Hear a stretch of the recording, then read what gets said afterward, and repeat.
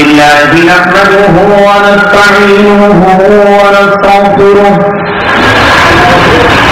ونؤمن به ونتوكل عليه ونعوذ بالله من شرور أنفسنا ومن سيئات أعمالنا من يهده الله فلا مضل له ومن يضلله فلا هادي له ونشهد أن لا إله إلا الله وحده لا شريك له ونشهد أن سيدنا وسندنا وشفيعنا وحبيبنا محمدا عبده ورسوله أرسله بالحق بشيرا ونذيرا وداعيا إلى الله بإذنه وسراجا منيرا وصلى الله عليه وسلم تسليما كثيرا كثيرا أما بعد قال الله تبارك وتعالى في كتابه الكريم وإن جندنا لهم الغالبون وقال الله عز وجل في آية أخرى جاء الحق وزهق الباطل إن الباطل كان زهوقا قال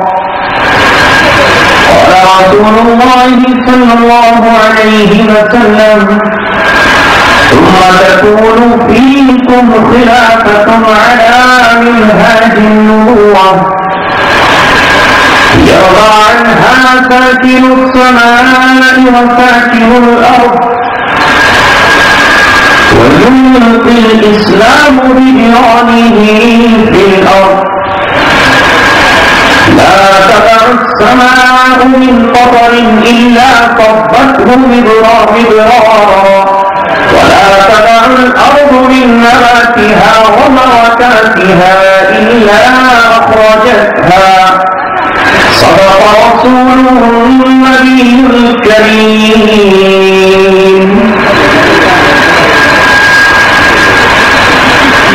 آسمان ہوگا سحر کے نور سے آئینہ پوش اور ظلمت رات کی سیما دفاع ہو جائے گی آسمان ہوگا سحر کے نور سے آئینہ پوش اور ظلمت رات کی سیما دفاع ہو جائے گی پھر دنوں کو یاد آ جائے گا پیغام سجود پھر کبھی آپ کے حرم سے آشنا ہو جائے آنکھ جو کچھ دیکھتی ہے لب سے آ سکتا نہیں میں حیرت ہوں کہ دنیا کیا سے کیا ہو جائے گی شرط ریزہ ہوگی آخر جلوہ خورشید سے یہ چمن معمول ہوگا نغمہ توحید سے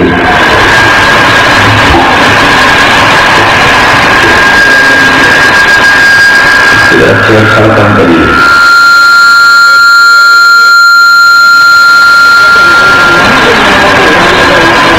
محترم حضرات اور بالخصوص نوجوانان اسلام شہریت جو اپنی ایک الگ پہچان رکھتا ہے اور تاریخ میں اس کا نام بڑے سنہرے الفاظ میں لکھا گیا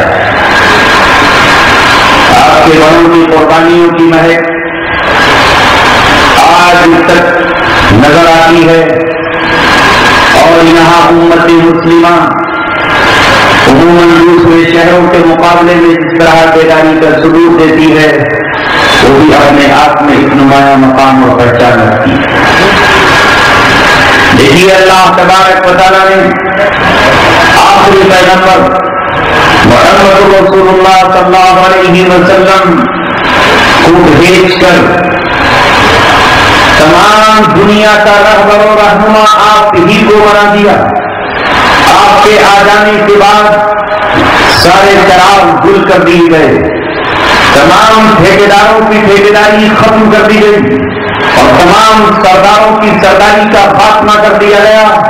رہتی دنیا تک, قیامت کے قائم ہونے تک ایک ہی ذات سب کی مقتدا اور رہنما ہے, جس کا نام نامی محمد رسول اللہ صلی اللہ علیہ وسلم. علم کا خزانہ آپ ہی کے پاس ہے اور آپ اللہ تبارک و تعالیٰ کے آخری پیغمبر اور اللہ تبارک و تعالیٰ کے آخری رسول ہیں. اے مسلمانوں, جس طرح اللہ تبارک و تعالیٰ نے آپ کو محمد رسول اللہ صلی اللہ علیہ وسلم کا امتی بنا کر سارے جہاں والوں کے سامنے یہ اعلان کر دیا ہے, کنتم خیر امۃ اخرجت للناس تأمرون بالمعروف وتنہون عن المنکر وتؤمنون باللہ, کہ تم ہی ہوئے زمین کی سب سے بہترین, سب سے اعلیٰ, سب سے افضل اور سب سے قیمتی جماعت ہو. نہ تم سے پہلے کسی کو یہ مقام ملا, نہ تمہارے بعد کسی کو مل سکتا ہے. اللہ تبارک و تعالیٰ نے تمہارا ہی انتخاب کیا اس وقت کہ جب پچھلی قوموں نے اللہ تبارک و تعالیٰ کی کتاب سے ناطہ توڑ لیا اور اللہ تبارک و تعالیٰ کی کتاب سے اپنا رشتہ ختم کر دیا. ان کے یہاں تورات تھی مگر تورات پر وہ نہ چل سکے. ان کے پاس انجیل تھی مگر انہوں نے انجیل کو اپنے پتے پوچھ رکھ دیا. ان کے پاس زبور آئی تو زبور پڑھنے والے کو بھی ستایا اور زبور کو انہوں نے اٹھا کر کے اپنی پیٹھ کے پیچھے ڈال دیا. تو اللہ تبارک و تعالیٰ نے 7ویں صدی عیسوی تھی کہ اللہ رب العزت نے ان تمام قوموں کو معزول کر دیا, ان تمام سے لعنت کا توق ڈالا اور اللہ رب العزت نے ان کی جگہ میرا اور آپ کا اور محمد رسول اللہ کی امت کا انتخاب کرنا. ان کے معزول کرنے کے ساتھ ہی اللہ تبارک و تعالیٰ نے ہمیں 3 ایسی نعمتیں عطا فرمائیں جو وہ زمین پر نہ کل کسی کے پاس تھی, نہ آج ہیں اور نہ قیامت تک کسی کو مل سکیں. اے نوجوانوں, وہ 3 نعمتیں کیا ہیں؟ ایک ہے اللہ تبارک و تعالیٰ کا گھر جس کا نام ہے بیت اللہ, جسے اللہ تبارک و تعالیٰ نے مرکز بنایا, جسے اللہ تبارک و تعالیٰ نے قبلہ بنایا, جس کی حیثیت اللہ تبارک و تعالیٰ نے کعبۃ اللہ کی بنائی. یہ وہ زمین کے بیچوں بیچ ہے. اللہ رب العزت نے ہمیں بیت اللہ عطا کیا ہے اور اس شان کے ساتھ عطا کیا ہے کہ محمد رسول اللہ صلی اللہ علیہ وسلم کی ولادت کے 55 دن پہلے ہی جب اس خانہ کعبہ کو ڈھانے کے لیے ابراہا آیا اور اس نے یہ سوچا کہ اگر میں کعبے ہی کو ڈھا دوں گا تو میرا بنایا ہوا چرچ دنیا کا منظور نظر بن جائے گا اور ساری دنیا میں جو کعبہ ہی نہیں ہوگا تو لوگ کلیسا کی طرف آئیں گے. مگر آپ صلی اللہ علیہ وسلم کی آمد طے تھی. ابھی آپ رحم مادر میں ہیں, ابھی آپ آمنہ کے پیٹ میں ہیں, ابھی آپ دنیا میں آئے نہیں ہیں. آپ کے آنے سے پہلے ہی اللہ تبارک و تعالیٰ نے اس کو ارحاس قرار دیا. محمد رسول اللہ کی آمد سے پہلے ہی اللہ رب العزت نے خانہ کعبہ کو ڈھانے والے ابراہا کا چورا چورا کر دیا, اس کے ہاتھیوں کو مٹا ڈالا اور اس کی فوج کو خاک کر دیا. قرآن کریم نے کہا کہ اللہ رب العزت نے آسمان سے ان پرندوں کو بھیجا جو بہت کمزور تھے, جو اپنے پیر میں صرف معمولی سی کنکر دبا کر لائے تھے اور اپنی چونچ میں چھوٹا سا پتھر لے کر آئے تھے. اللہ رب العزت نے کہا ہے ابابیل, میں تاریخ میں تجھے تاریخی پرندہ بنانے جا رہا ہوں. کہتی دنیا تک اور قیامت تک جبرائیل بھی تجھ پہ ناز کرے گا اور میکائیل تجھ پہ فخر کریں گے. اسرافیل بھی تجھے محبت کی نظروں سے دیکھے گا.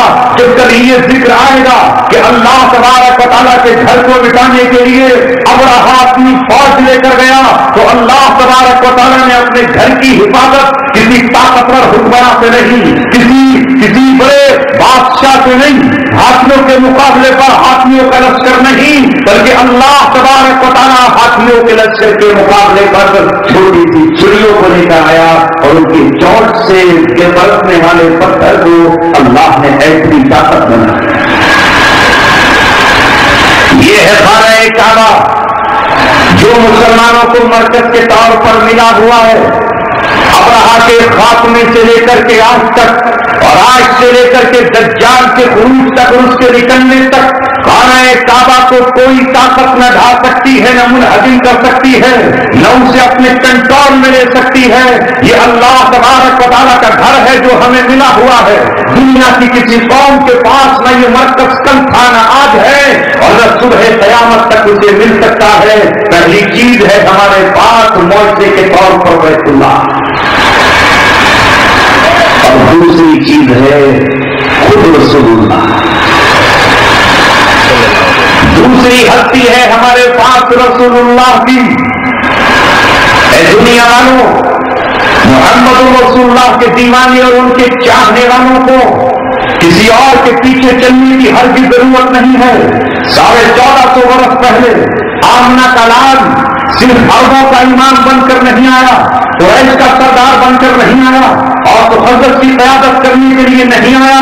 جس دن 27 رجب میں اللہ تبارک و تعالیٰ نے بیت المقدس میں آپ کو جمع کیا اور تمام انبیاء کرام کو آپ کے پیچھے صف میں کھڑا کر دیا. جبرائیل نے اقامت کہی اور آپ نے آگے بڑھ کر مصلی پر نماز پڑھائی. آپ کے پیچھے حضرت آدم بھی ہے تو حضرت عیسیٰ بھی ہے، حضرت ابراہیم بھی ہے تو حضرت حسین بھی ہے، حضرت داؤد بھی ہے تو حضرت سلیمان علیہ السلام بھی ہے. اللہ تبارک و تعالیٰ نے اعلان کر دیا آمنہ کا بیٹا، فاطمہ کے والد، عائشہ کے شوہر، ابو بکر صدیق کے دوست اور داماد ہوئے زمین پر سارے نبیوں، ولیوں اور تمام رسولوں کے سردار ہیں. ان کے ہوتے ہوئے اب کسی کی سرداری ہرگز نہیں ہے. وہ ہیں آپ کے امام، آپ ان کے ہو مقتدی. وہ ہے محمد رسول اللہ صلی اللہ علیہ وسلم جو قیامت تک ساری دنیا کے امام و مقتدا رہیں گے. لہذا ان کی امامت میں یہ امت اپنا سفر طے کرتی چلی جائے گی. جو ان کی امامت میں آئے گا اللہ تبارک و تعالیٰ اسے عزت اور عظمت عطا فرمائے گا. اور تیسری چیز اللہ تبارک و تعالیٰ نے امت مسلمہ کو کتاب اللہ عطا فرمائے. زمینی طور پر مرکز ہے بیت اللہ. دن کی دنیا میں محبت اور عشق کی شمع جلانے کے لیے ذات ہے محمد رسول اللہ کی. امامت کے لیے، قیادت کے لیے، سیادت کے لیے. اور کس قانون پر چلنا ہے، کس دستور پر چلنا ہے، کون سے کانسٹیٹیوشن کو ماننا ہے، سمویدھان کون سا اختیار کرنا ہے، اللہ تبارک و تعالیٰ نے کتاب اللہ ہمیں دی.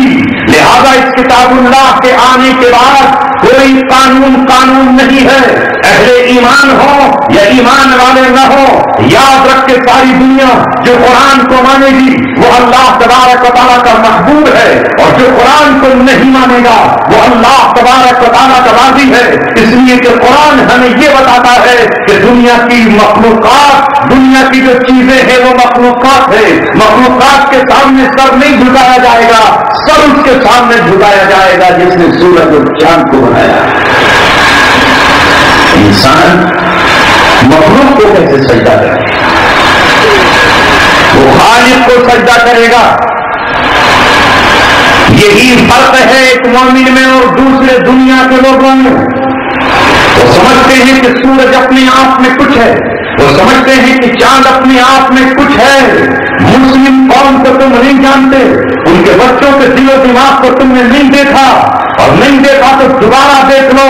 یہ کائنات جو انسان کی خادم اور غلام ہے، جو اس کی لونڈی اور باندی ہے، ہوا ہمارے لیے ہے، سورج ہمارے لیے ہے، چاند ہمارے لیے ہے، ستارے ہمارے لیے ہیں، یہ بہتے ہوئے دریا ہمارے لیے، یہ پہاڑ ہمارے لیے، یہ روشنی کے مینار ہمارے لیے.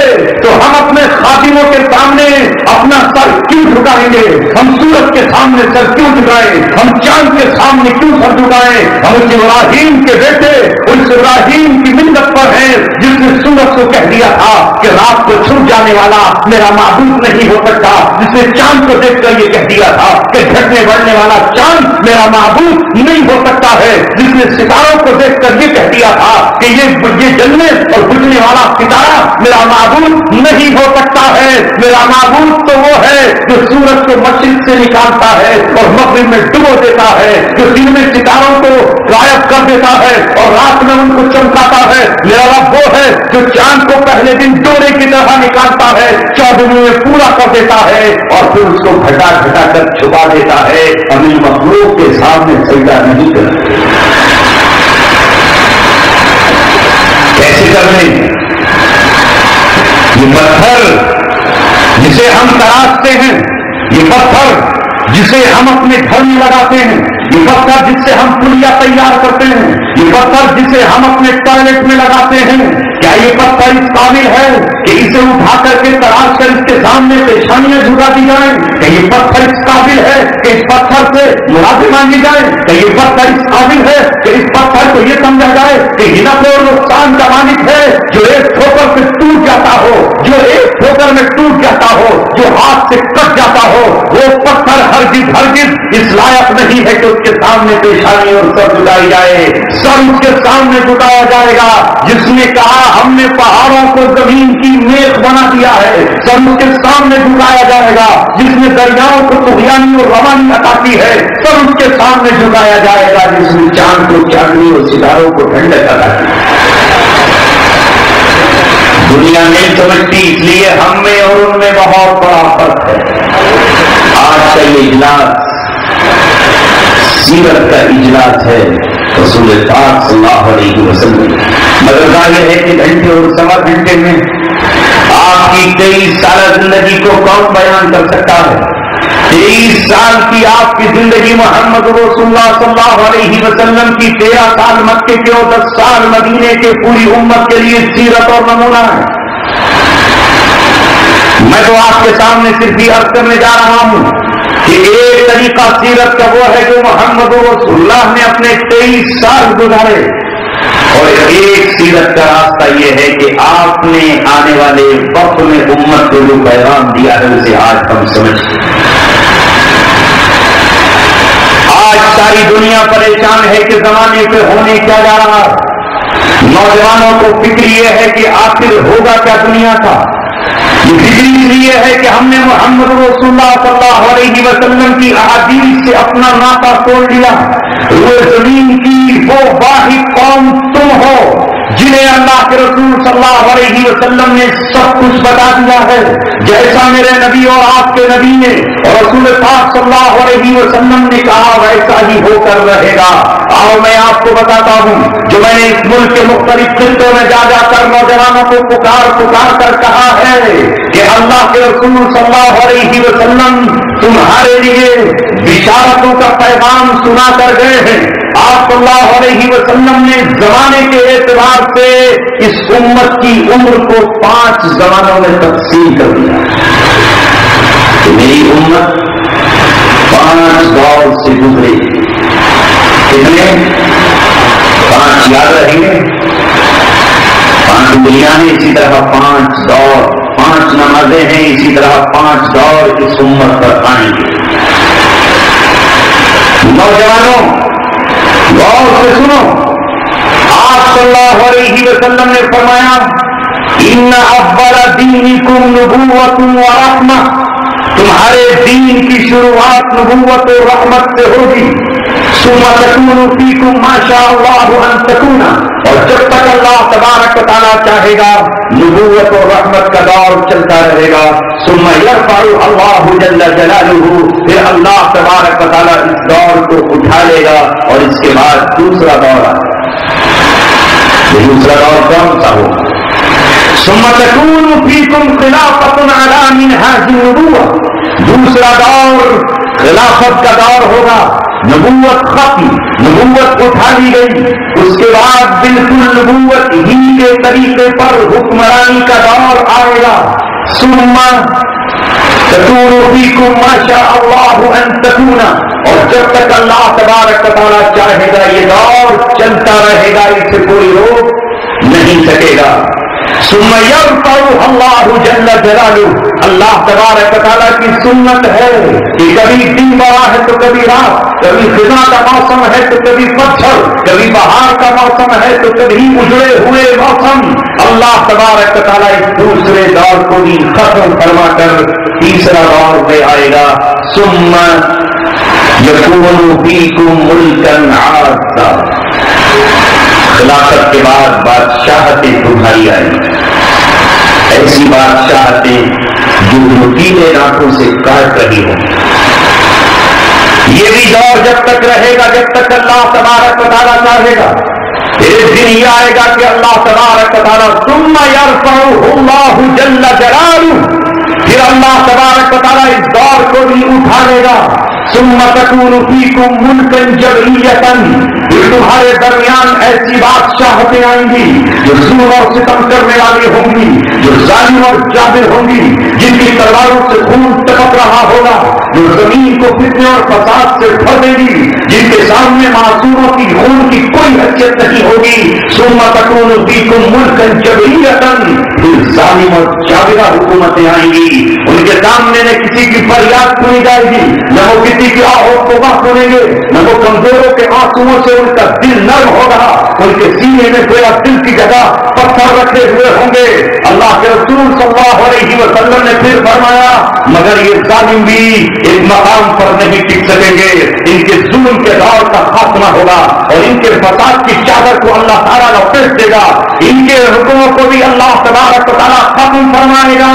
اے مسلمانوں بشارت ہو تمہارے لیے، اللہ تبارک و تعالیٰ اس چوتھے دور کے جو ظلم و ستم پر قائم ہوگا، اس کے بعد ایک اور دور کو لے کر آئے گا، وہ دور بالکل دوسرے دور کی مانند ہوگا۔ ثم تکون فیکم خلافۃ علی منہاج النبوۃ، پھر پانچواں دور تم دیکھو گے، نبوت تو نہیں آئے گی، رسالت تو نہیں آئے گی، کتاب تو یہی آخر تک قرآن رہے گا، اصول اور آئین تو یہی رہیں گے۔ اگر حضرت عیسیٰ تشریف بھی لائیں گے تو نبوت کی حیثیت میں نہیں آئیں گے، وہ بھی اسی قرآن پر عمل کریں گے، وہ بھی انہی احادیث پر عمل کریں گے، لیکن محمد رسول اللہ صلی اللہ علیہ وسلم نے یہ فرما دیا کہ میری امت پانچواں دور دیکھ کر رہے گی، اس کی آئے بغیر قیامت نہیں آئے گی، اس کے چھائے بغیر دنیا پر سورج مغرب سے نہیں نکلے گا، یہ دور آ کر رہے گا۔ اس دور کا عالم آپ صلی اللہ علیہ وسلم بیان فرما رہے ہیں، وَيُلْقِ الْإِسْلَامُ بِجِهَادِهِ فِي الْأَرْضِ، اور اسلام اپنی گردن اٹھا کر جب چلے گا تو کوئی پہاڑ اسلام کے گھوڑے کے قدموں کو روک نہیں پائیں گے۔ اسلام کا اونٹ جب گردن اٹھائے گا تو کوئی اس کی نکیل پکڑ کر اسے روکنے پر قادر نہیں ہوگا۔ اسلام سمندروں کو پار کرتا ہوا اور سمندروں کو پار کر کے اس کے دیوانے اپنی کشتیاں جلاتے ہوئے پہاڑوں کو ٹھوکروں سے دھول اور خاک بناتے ہوئے دنیا کے آخری کنارے تک پہنچ جائیں گے، مشرق سے لے کے مغرب تک، شمال سے لے کر جنوب تک، صحراؤں سے لے کر آبادیوں تک، ایک ایک سمائے ہستی سے ظالمانہ طاقتوں کا خاتمہ کرتے ہوئے پرچم اسلام کو لہراتے ہوئے وہ دنیا کے خطے خطے پر چھا جائیں گے۔ فرمایا محمد رسول اللہ نے یہ دور اتنا خوبصورت دور ہوگا، اتنا بہترین دور ہوگا، یرضا عنہا ساکن السماء و ساکن الارض، آسمان کی مخلوق بھی اس دور پر خوش ہو جائیں گی اور زمین پر رہنے والے بھی اس سے راضی اور خوش ہو جائیں گے۔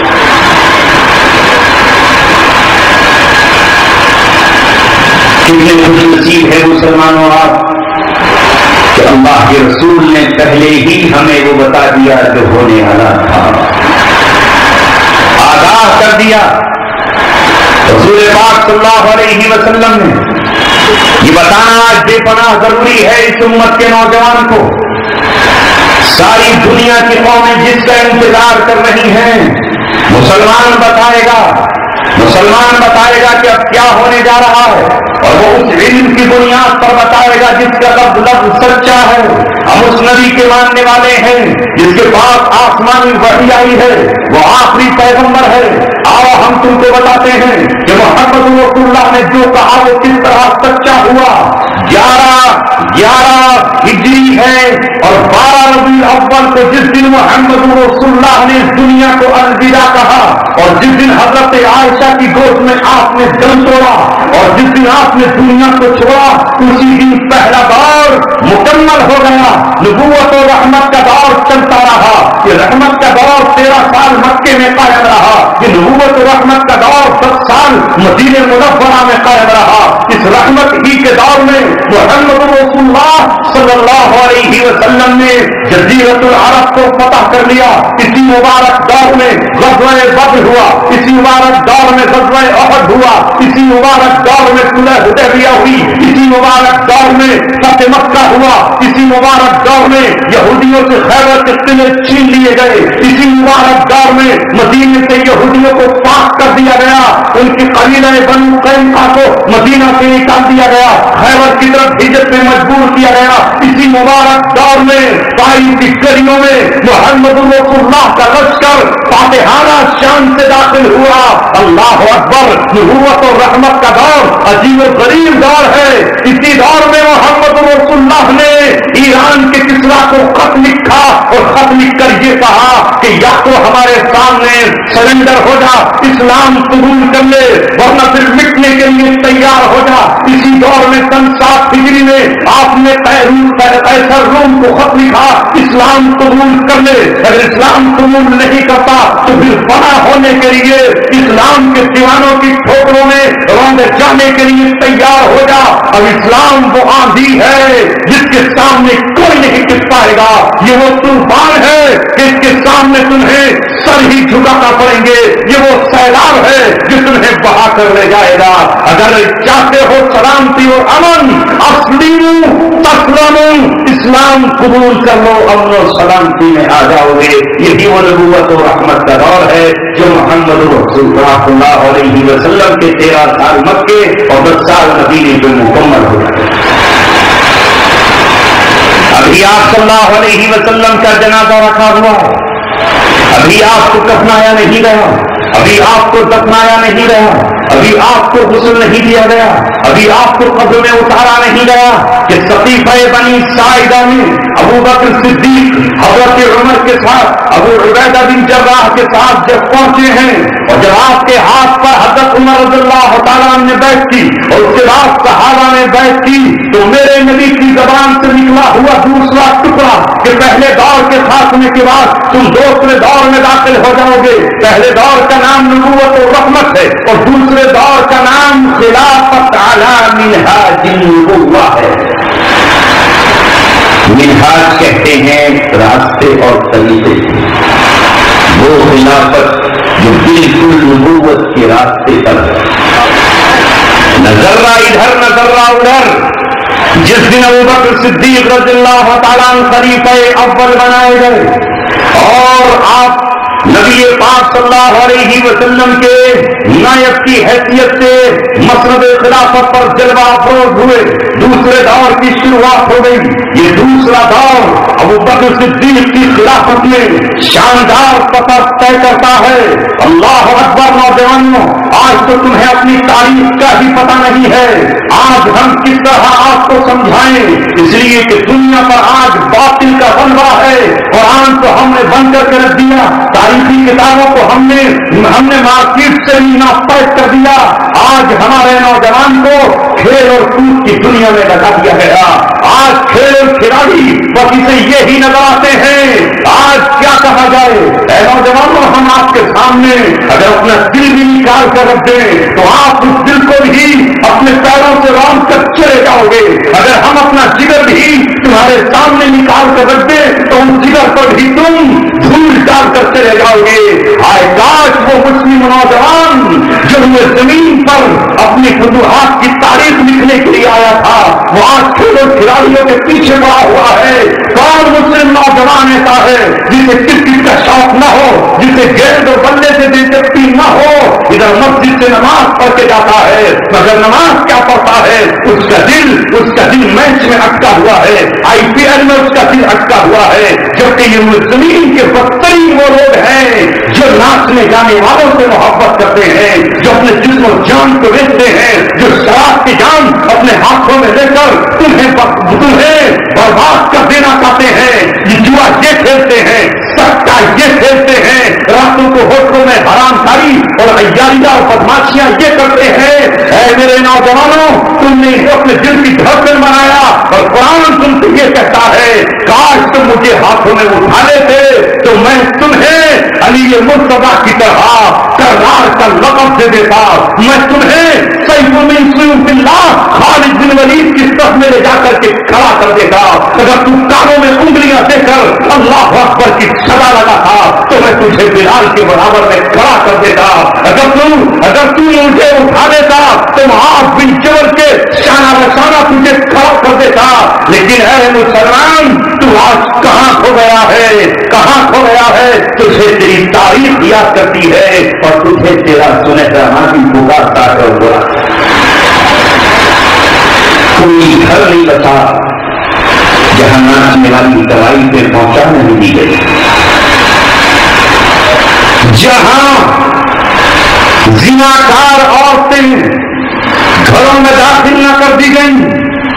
آج نوے زمین پر جو مسلمان پریشان حال ہے, دنیا جانتی تھی, یہ ابلیس کے ایجنٹ جانتے ہیں کہ ہم کس طرح ان پر حکمرانی کر سکتے ہیں, ہم کس طرح ان کی روحانیت کو ختم کر سکتے ہیں.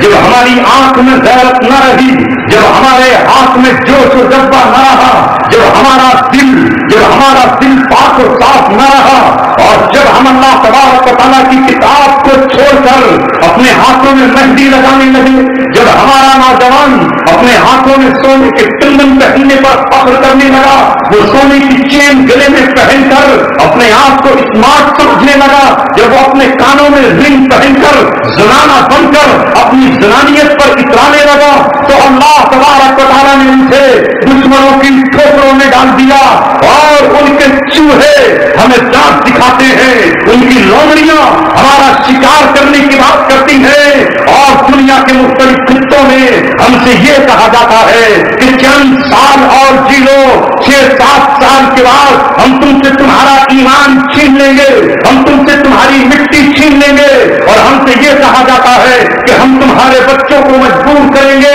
کہ وہ 21 تاریخ کو سورج کو نمسکار کریں.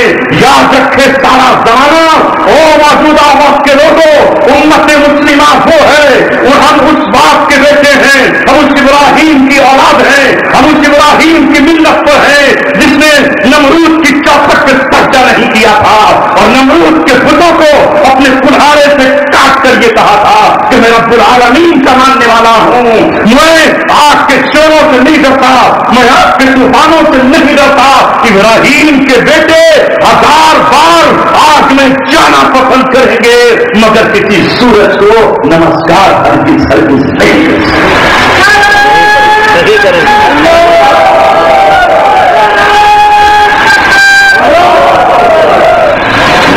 ہم کہتے ہیں اور تمہیں یقین نہ ہو تو سن لو, وہ مسلم قوم جو 5 وقت 24 گھنٹے میں 24 گھنٹے میں یہ اعلان کرتی ہو اللہ اکبر, جس کی مسجد کی میناروں سے یہ نغمہ گونجتا ہو, اور جو دریاؤں کے سینوں کو اللہ اکبر کے نغموں سے بھار دیتے ہوں, جو پہاڑوں کے دل دہلا دیتے ہوں, جو اللہ اکبر کے نغموں سے شیروں کا شکار کرنا جانتے ہوں, جنہوں نے کل ہی قیصر و کسریٰ کے قلعوں کو اللہ اکبر کے ناموں سے زمین بوس کیا ہے, وہ قوم جو 5 وقت اللہ اکبر کا نعرہ لگاتی ہے, یہ آواز مکہ سے گونجتی ہے, مدینہ میں جا کر کے اور زوردار ہو جاتی ہے, جو بیت المقدس کی مسجد اقصی کی میناروں تک سے گونجتی ہے. اس کے ماننے والے اللہ کے علاوہ کسی کو بڑا نہیں سمجھتے, اللہ کے علاوہ کسی طاقت سے نہیں ڈرتے, اللہ تبارک و تعالیٰ کے علاوہ کسی قوت سے نہیں ڈرتے. دنیا آج بھی اچھی طرح جان لے, اگر یہ ڈرتے ہوتے تو یہ رشیا سے ڈر جاتے, وہ رشیا جو بھائی دنیا کا مالک تھا, مگر رب دو جہاں کی قسم اس رشیا سے محمد رسول اللہ کے دیوانے نہ ڈرے. اس وقت تک اس سے مقابلہ کرتے رہے, اس وقت تک اس سے کھیلتے رہے, اس وقت تک اس کے ٹینٹوں کو دعوت مبارزت دیتے رہے, धरती से न मिट गया। रूस के मिटने के बाद जब दुनिया का सबसे बड़ा चौधरी 42 मुल्कों की गर्दन अपने हाथ में लेकर आया, नाटो की फौज लेकर आया, आसमान से बरसने वाले झंडे तैयारे लेकर आया, जमीन को फाड़ देने वाले मिसाइलों को लेकर आया, पहाड़ों को सुरमा बना देने वाली बारूद के घनगर्ज के साथ आया, मगर अल्लाह अकबर कहने वाली कौम ने ये कहा कि ये वो कौम ही नहीं है जो तेरे घनगर्ज से डर जाए, जो तेरी तोपों से डर जाए, जो तेरे टैंकों से घबरा जाए, जो तेरे हेलीकॉप्टरों से अपने रुख को बदल दे। सवाल ही पैदा नहीं होता है। आग बरसेगी तो मुस्कुराता हुआ हस्बुनल्लाहु व निअमल वकील पढ़ता हुआ जाएगा। अल्लाह अकबर। एक दिन नहीं एतराफ करना पड़ा दुनिया के सबसे बड़े चौधरी को कि जो उम्मत मुस्लिमा है, जिसने रुए जमीन की सबसे तवील जरूरत ये बता दिया कि अभी तो आबाद है, इब्तिदाए इश्क है, रोता है क्या, आगे आगे देखिए होता है क्या। आप सल्लल्लाहु अलैहि वसल्लम ने फरमाया दूसरा दौर शुरू होगा नबूवत और रिसालत के दौर के बाद। शुरू हो गया अबू बकर की जिंदगी में। अल्लाह अकबर। 2.25 साल तक अबू बकर सिद्दीक ने इस दौर को अपने कांधे दिए, अपना दिल और दिमाग दिया और इस मकाम पर ले आए कि सहराए अरब की तमाम बातिल कुव्वतों को बकर सिद्दीक ने कुचल दिया। वो लोग जो ये कहते थे कि हम इस्लाम में बैतुल माल में ज़कात जमा नहीं करेंगे, उनसे ज़कात वसूल करके रही। और जिसने झूठी नबूवत का दावा किया था, मुसलमा कज़्ज़ाब हो या प्रधानती हो या उसके अलावा कोई और हो, 9 महीने लगे बकर सिद्दीक को, उनकी कमर तोड़ डाली, सफाए हस्ती से उन्हें मिटा दिया और दोबारा किसी जबान को इस काबिल न छोड़ा कि वो झूठी नबूवत का दावा करे। हर एक को इस्लाम की चौखट पर लाश झुकाया और 2.25 साल के बाद उमर इब्न खत्ताब ने आपकी वफात के बाद मुस्लिम खिलाफत को मारा और 10 साल तक इस्लाम की कश्ती को सहरा और समंदरों में दौड़ाते रहे। ईरान के किसरा का वो सर जो गुरूर से अकड़ा हुआ था, जो ये कहता था कि अरब हमें कैसे चैलेंज कर सकते हैं, हमने तो रूमियों से ही उनकी जमीन छीन ली है, हमने रूमियों को शिकस्त दी है, मगर ये मोहम्मद रसूलुल्लाह के गुलाम और आप सल्लल्लाहु अलैहि वसल्लम के दीवाने थे। जुमे का दिन था कि मोहम्मद रसूलुल्लाह के गुलामों का काफिला सात बिन वक्कास की क़यादत में ईरान की राजधानी मदाइन में दाखिल हुआ और उस तख्त पे चढ़ गया जिस तख्त पे कभी किसरा बैठा करता था, जिस तख्त पर कभी ईरान के बादशाह बैठा करते थे। आज पूरा महल अल्लाह अकबर की सदाओं से गूंज रहा था, अल्लाह की तकबीर के नारों से ईरान का दरो दीवार हिल रहा था। उस तख्त से कालीन को उतार कर नीचे फेंका, अजान देकर जुमे की नमाज कर सजदा किसरा के तख्त पर किया। हम आज फिर किसरा की औलादों से कहते हैं, कल भी तुम मैदान में निकले थे काफिला इस्लामी को रोकने के लिए, मगर न रोक पाए। मोहम्मद रसूलुल्लाह के शेरों ने तुम्हें जंग कासिया में वो शिकस्त दी कि तुम जंग कासिया को आज तक नहीं भुला सकते हो। नहवन के मकाम पर तुम्हें वो चोट दी कि तुम अपने मकाम पर ठहर नहीं सकते थे। तुमने मोहम्मद रसूलुल्लाह के गुलामों को चरवाहे समझा था, उन्हें अरब के बद्दू जाना था, उन्हें ऊंट चढ़ाने वाली कौम समझा था, उन्हें तुमने चंद कबाइल समझा था।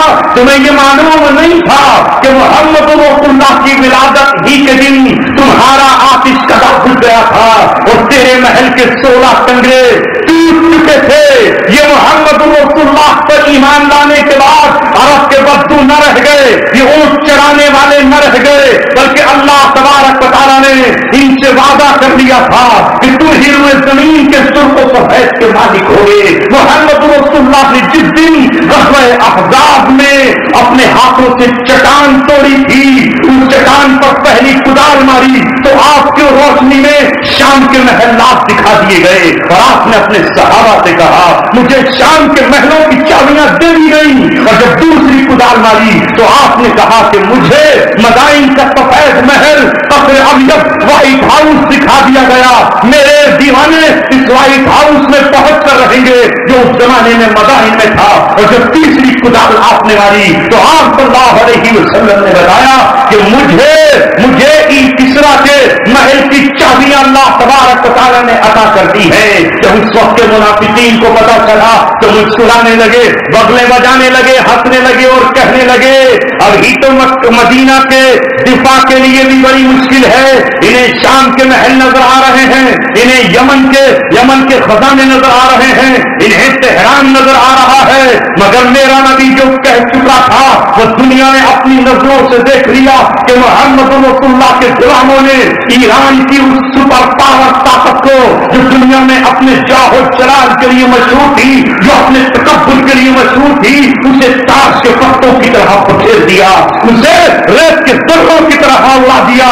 और उसके बाद उमर इब्न खत्ताब रज़ियल्लाहु तआला ने जो रूम का रुख किया है तो शाम उनसे छीन लिया, फलस्तीन उनसे छीन लिया। और वो दिन आया कि एक दिन उमर इब्न खत्ताब अपने दीवानों को ले जाकर मस्जिद अक्सा में दाखिल हुए तो उसकी मीनार से हजरत बिलाल की आवाज गूंज रही। माजी है जिसकी इशारत रसूलुल्लाह सल्लल्लाहु अलैहि वसल्लम ने दी और फिर एक इशारत दी आप सल्लल्लाहु अलैहि वसल्लम ने। यही तो सीरत है आपकी। आज तो सीरत में वो चीज दाखिल कर दी गई जो सीरत का हिस्सा भी नहीं। तो हलवा खाया करो हो 15 तारीख को और 22 तारीख को पूरी कचौड़ी खाया करो मीठी बनाकर। जो सीरत का हिस्सा भी नहीं वो सीरत, और जो सीरत है उसे बयान करने की कतन जरूरत नहीं है। कुरान करीम में जहां जहां भी पढ़ो वशरबू खाने पीने का जिक्र आया है खूब पढ़ो, और जहां जिक्र आया है खुदू हिजराकुम अपने हथियार भी उठा लेना, वन फिरो सुबातिन अगिन फिरो जमीना, चाहे इकट्ठे निकलो या जमा होकर निकलो और चाहे तनहा तनहा निकलो, हमेशा तैयार रहना। इन आयतों को न पढ़ा जाता है न पढ़ाया जाता है। रसूल पाक सल्लल्लाहु अलैहि वसल्लम ने उस दुनिया जो रूमियों का ईसाइयों का सबसे बड़ा डर और मरकज था उसकी तरफ अपने सहाबा को और अपनी उम्मत को भेजने के लिए एक बिशारत सुनाई, एक खुशखबरी सुनाई। आपने फरमाया निअमल अमीर, सबसे बेहतरीन अमीर वो है जो अपना लश्कर लेकर कुस्तुनतुनिया की तरफ निकलेगा। आपने फरमाया अव्वलुल जैशिन मिन उम्मती यग़ज़ू मदीनता कैसर, मेरी उम्मत का वो लश्कर, मेरी उम्मत का वो दस्ता जो कैसर के शहर पे हमला आवर होगा, मग़फ़ूरुन लहुम, उसके लिए मग़फ़िरत का वादा है। तुम नहीं जानते उम्मत मुस्लिमा को, ये वो उम्मत है जो अपने नबी के एक कौल पर जान देती है, जो अपने नबी से मोहब्बत करने के लिए 900 साल तक अपने घोड़ों पर जीने कटती रही और अपने बिस्तरों पर न सोकर अपने घोड़ों पर आराम करती रही, उसको एड़ लगाती रही। एक के बाद दूसरा कमांडर आया, दूसरे के बाद तीसरा आया, तीसरे के बाद चौथा आया, मगर ये कभी पीछे न हटी। यहां तक के बनु उमैया का दौर गुजरा मगर फिर भी आगे बढ़ते रहे, बनु अब्बास का दौर आया फिर आगे बढ़ते रहे, यहां तक के कुस्तुनतुनिया को देखते रहे। हर दीवाना आगे बढ़ता रहा, मुझे कब मग़फ़िरत की इशारत मिल जाए मैं कुस्तुनतुनिया को फतह करूंगा, मैं कुस्तुनतुनिया की तरफ जाऊंगा। अबू अय्यूब अंसारी 110 साल की उम्र में कुस्तुनतुनिया की तरफ निकले, जब तक कदम दौड़ते दौड़े और जब कदमों ने चलने के लिए मना कर दिया तो अपने साथियों से ये कहा कि जिस दिन मैं मर जाऊं तो उस दिन मेरी लाश को मेरे ऊंट से बांध देना, और दुश्मनों के तीरों को सहते हुए, उनकी तलवारों को बर्दाश्त करते हुए जहां तक ऊंट ले जा सकते हो दुश्मन की सरजमीन में दाखिल हो जाना, और जब तुमसे बर्दाश्त न हो तो वही कब्र खोद कर मेरी लाश को दफन कर देना। जब अल्लाह तबारक व तआला से मेरी मुलाकात होगी और जब मोहम्मद रसूलुल्लाह से मेरी गुफ्तगू होगी तो मैं अपने नबी मोहम्मद रसूलुल्लाह से कहूंगा कि जब तक कदमों में जान रही तब तक पैदल चलता रहा, जब तक हाथ घोड़े की बात थामने के काबिल थे मैं घोड़े को दौड़ाता रहा। ऐ मेरे हुजूर, ऐ मेरे आका, तुझ पे मेरे माँ बाप कुर्बान हो। बुढ़ापे के आलम में जिंदा भी चला और जब मर गया था तो मौत की عربی عالم میں بھی رومیوں کی زمین کی طرف بڑھا، حسرت یہی تھی کہ اس دنیا کے قلعے پر کھڑے ہو کر اس کی فتیلوں پر بیٹھ کر تیرا پرچم لہرا دوں، لا الہ الا اللہ والا جھنڈا ان کے مورچے اور ان کے برجوں پر لہرا دوں، مگر موت آ گئی، اس حالت میں دنیا سے آیا ہوں، میری قربانی کو ربا تو بھی قبول فرما، اے محمد رسول اللہ مجھ سے راضی ہو جائیے۔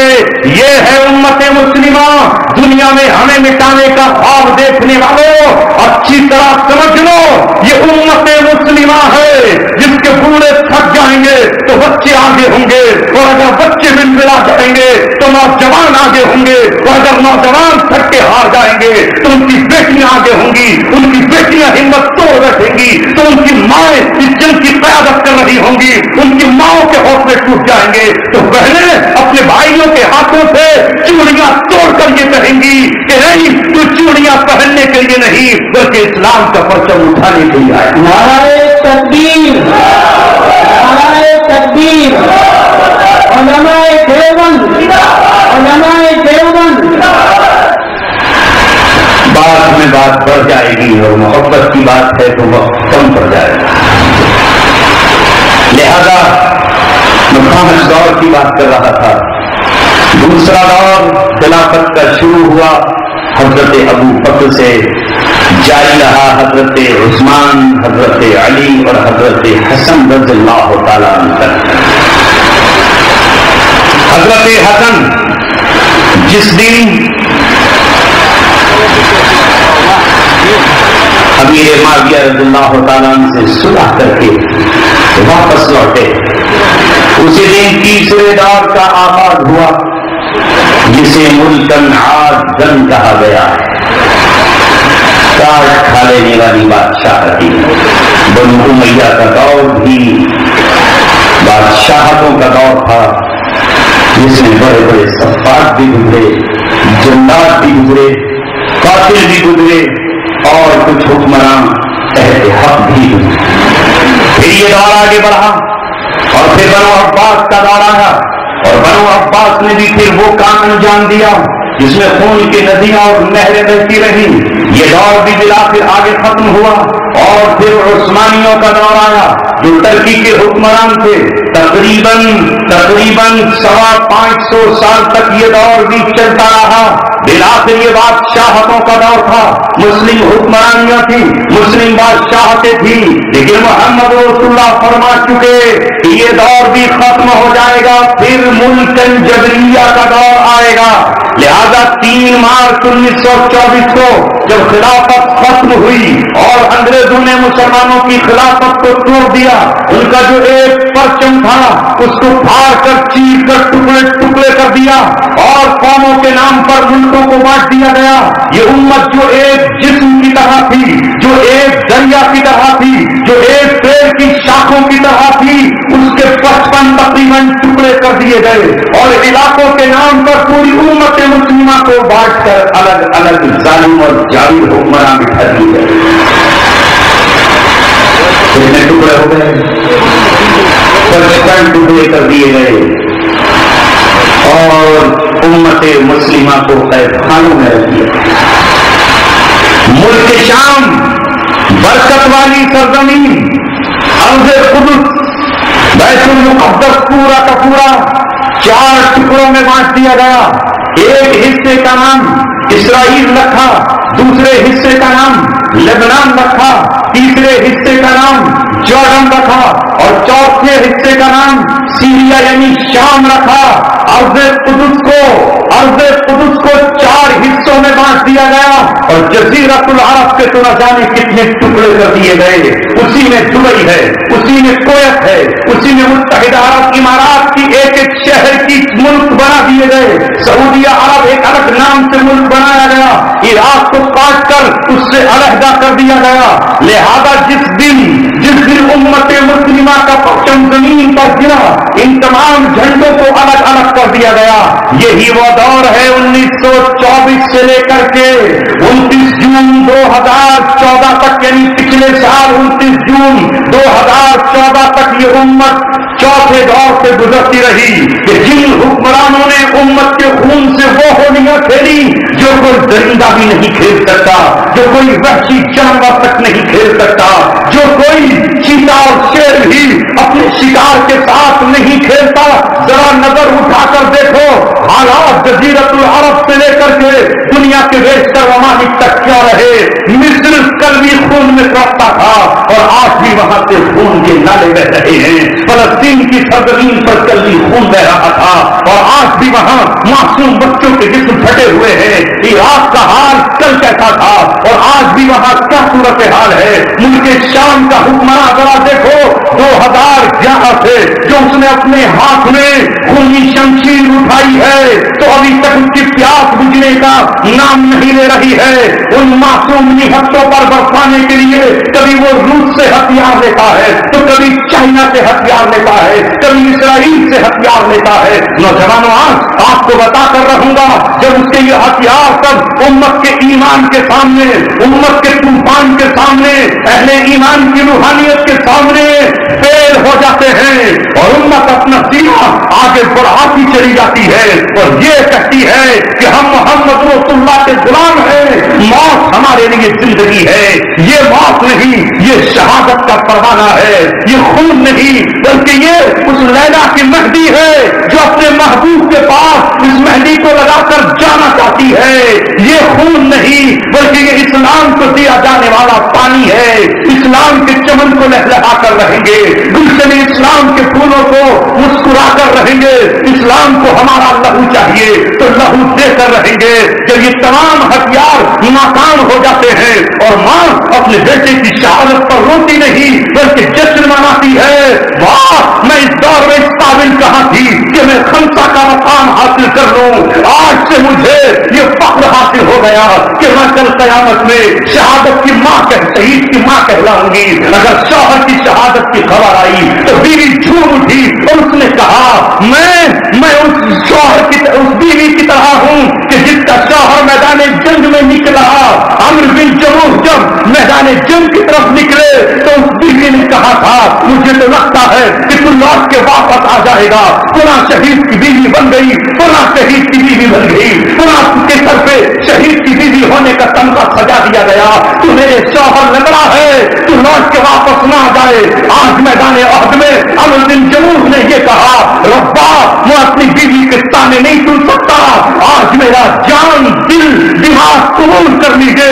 عمرو بن جموح لوٹ کے واپس نہیں آئے۔ ملک شام کی بہنوں نے جب اپنے بھائی کی شہادت کی خبر سنی تو کہا ہم اس قابل کہا تھے کہ ہم صفیہ جیسا دن خوبصورت دیکھ لیتے۔ جس دن حضرت حمزہ کے ٹکڑے ہوئے تو حضرت صفیہ نے کہا او میرے بھتیجے مجھے بھائی کو دیکھنے دے، تو حضرت محمد رسول اللہ نے کہا صفیہ تم بھائی کے ٹکڑے نہیں دیکھ سکو گی، تو حضرت صفیہ نے کہا او میرے بھتیجے تو ہمارا لہو ہے، اگر تو دیکھ سکتا ہے اسلام کی خاطر تو صفیہ اپنے بھائی کے جسم کے ٹکڑوں کو مبارکبادی پیش کرنے جا رہی ہے۔ میرے بھائی حمزہ تو نے بھتیجے کی آنکھ میں آنسو نہیں آنے دیا، تو نے دین اسلام کے لیے اپنے ٹکڑے کرائے ہیں۔ میں اپنے بھائی کو دیکھوں گی تاکہ میں یہ کہہ سکوں کہ اسلام کے لیے اللہ نے ہم بہنوں بھائیوں اور بھتیجوں اور سب کو قبول۔ جب تمام کے تمام ناکام ہو گئے تو ایران بھول جاؤ مسلمانوں، یہ ایران کل بھی مجوسیوں کا گڑھ تھا اور آج بھی مجوسیوں کا گڑھ ہے۔ کل بھی یہودیوں کے ایجنٹ تھے اور آج بھی یہودیوں کے ایجنٹ ہیں۔ آج ایران پوری قوت اور طاقت کے ساتھ ملک شام میں کود گیا اور شام میں اس نے اپنی پاسدارہ انقلاب لگا دی۔ وہ فوج اور وہ تنظیم جو حزب اللہ کے نام سے لبنان میں تیار کی گئی تھی، دنیا اپنی آنکھوں میں دھول دھوکی گئی تھی کہ یہ اسرائیل سے لڑنے کے لیے ہے، یہ اسرائیل سے مقابلے کے لیے ہے۔ پچھلا رمضان ہاں یہی مہینہ اور یہی رمضان تھا، 1 سال ہو گیا تھا کہ فلسطین میں اسرائیل بمباری کرتا رہا، اسرائیل قتل عام کرتا رہا، آبادیوں کو تحس نحس کرتا رہا، 5 سال کے بچوں پر ہزاروں ٹن کا ملبہ گرا رہا۔ کہاں تھی یہ حزب اللہ، یہ اہل سنت والجماعت کا خون ملک شام میں پی رہے ہیں اور آج بھی پیتے ہیں۔ اس کا سربراہ حسن نصر اللہ یہ کہتا ہے کہ ہم خود داخل ہو جائیں گے ملک شام میں، لکیر کھنچ چکی ہے، امت مسلمہ کے دیوانوں نے بیک وقت چاروں طرف سے مورچہ تھام لیا ہے، لہذا یہی وہ ایران ہے جو آج یمن میں اہل حق کو قتل کرنے کے لیے حوثیوں کی پشپناہی کر رہا ہے، یہی وہ ایران ہے جو 1990 سے لے کے آج تک امریکی فوجوں کا استعمال کرتا رہا، امت مسلمہ کے بیٹوں کو پکڑ کر ان کی انگلیاں اس لیے کاٹتا رہا کہ انہوں نے حضرت عمر کو لعنت زدہ نہیں کہا، انہوں نے ابو بکر پہ تبرہ نہیں کیا، انہوں نے ماں عائشہ کے نام پر گالی نہیں لکھی، جس بچے کا نام عمر تھا اسے زندہ قتل کر دیا گیا، جس بیٹے کا نام ابو بکر تھا اس کے چیز کے دو ٹکڑے کر دیے گئے، جس بیٹی کا نام فاطمہ تھا اسے ابو غریب جیل میں پہنچا دیا گیا، جس بیٹی کا نام عائشہ تھا انہیں جیل کی سلاخوں میں بند کر دیا گیا، اگر جیل میں بند ہو جاتی تو 100 دن کو ٹھنڈک و قرار پھر بھی پہنچ جاتی کہ چلو بیٹیاں اور بہنیں قید میں ہیں، مگر وہ پنجروں میں بند تھی، ان پر ان ظالموں نے امریکی درندوں کو شراب کے نشے میں لت پت ہو کر ان کی آبرو لوٹنے کے لیے انہیں داغدار کر دیا گیا، یہی وہ ایران ہے جس نے ایک پتھر امریکی فوج کی طرف نہیں پھینکا، یہی وہ رافضی اور شیعہ ہیں جنہوں نے ایک بھی تیر امریکی اور یہودی فوج کی طرف نہیں چلایا، جب اہل سنت والجماعت نے اپنی بیٹیوں کے لیے سر سے کفن مانگا، جب اپنی ماؤں کی چیخوں پر وہ گھروں سے نکلے تو ان کا قتل کرنے کے لیے انہوں نے امریکن فوجوں کو اپنے کاندھے دے دیے، اپنے ہتھیار دے دیے، مگر یاد رکھ ایران اب یہ جنگ فائنل دور میں پہنچ چکی ہے، عائشہ کے بیٹوں نے کہہ دیا ہے ماں بہت ہو گیا، اب تیری غیرت کا سودا نہیں ہوگا، ابو بکر صدیق کے جیانوں نے کہہ دیا ہے کہ تیرے نقش قدم پر چل کر رہیں گے، عمر ابن خطاب کے جیانوں نے کہہ دیا ہے کہ آپ کے طرف چلنے والی زبان کاٹ کر پھینک دی جائے گی، آپ کے اوپر تبرہ کرنے والے ہاتھوں کو اب قلم کر دیا جائے گا، اور ان نوجوانوں نے ان دیوانوں نے اعلان کر دیا ہے یہ مت سمجھنا کہ جنگ ختم ہو جائے گی، محمد رسول اللہ کے الفاظ یوٹیوب پر گونج رہے ہیں، گوگل پر بول رہے ہیں، جب گرینڈ آف وار بھیج کر تمہیں بتا دیا گیا ہے الان جان قتال، ارے جنگ کا وقت تو اب آیا ہے،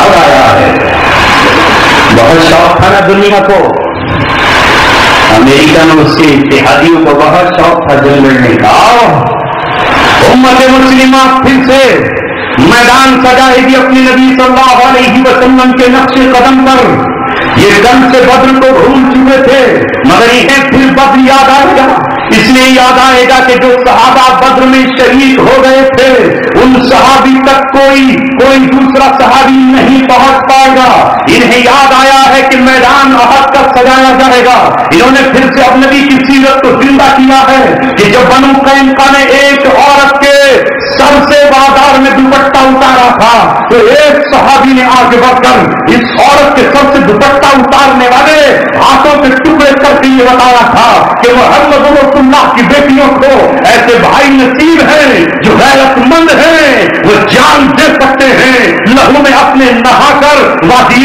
جنت کی راہ اختیار کر سکتے ہیں، مگر اپنی بہن کو رسوا نہیں ہونے دیں گے۔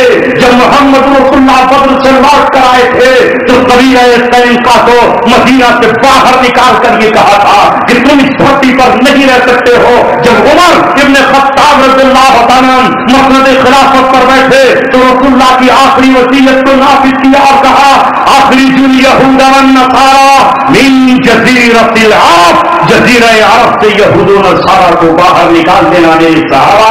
حضرت عمر نے باہر نکال دیا، آج عمر کے دیوانے، آج ابو بکر کے شہدائی، آج حضرت علی کے چہیتے، آج حسین ابن علی کے ماننے والے جزیرہ عرب کو خالی کرا کر رہیں گے، چاہے دنیا کتنی ہی ناک رگڑے اور چاہے کتنی ہی آگے بڑھے، میرے نبی کا جزیرہ جہاں بیت المقدس ہے وہ خالی کرا دیا جائے گا، ایک ایک یہودی کو باہر نکالا جائے گا، ایک ایک عیسائی کو وہاں سے پھینک دیا جائے گا، ایک ایک رافضی کو جو محمد رسول اللہ کا احترام نہیں کرتا، جو ماں عائشہ کو آج بھی قربانیاں قرار دیتا ہے، جو حضرت حفصہ کو آج بھی کافر کہہ کر پکارتا ہے، اس سے جزیرہ محمد خالی کرایا جائے گا۔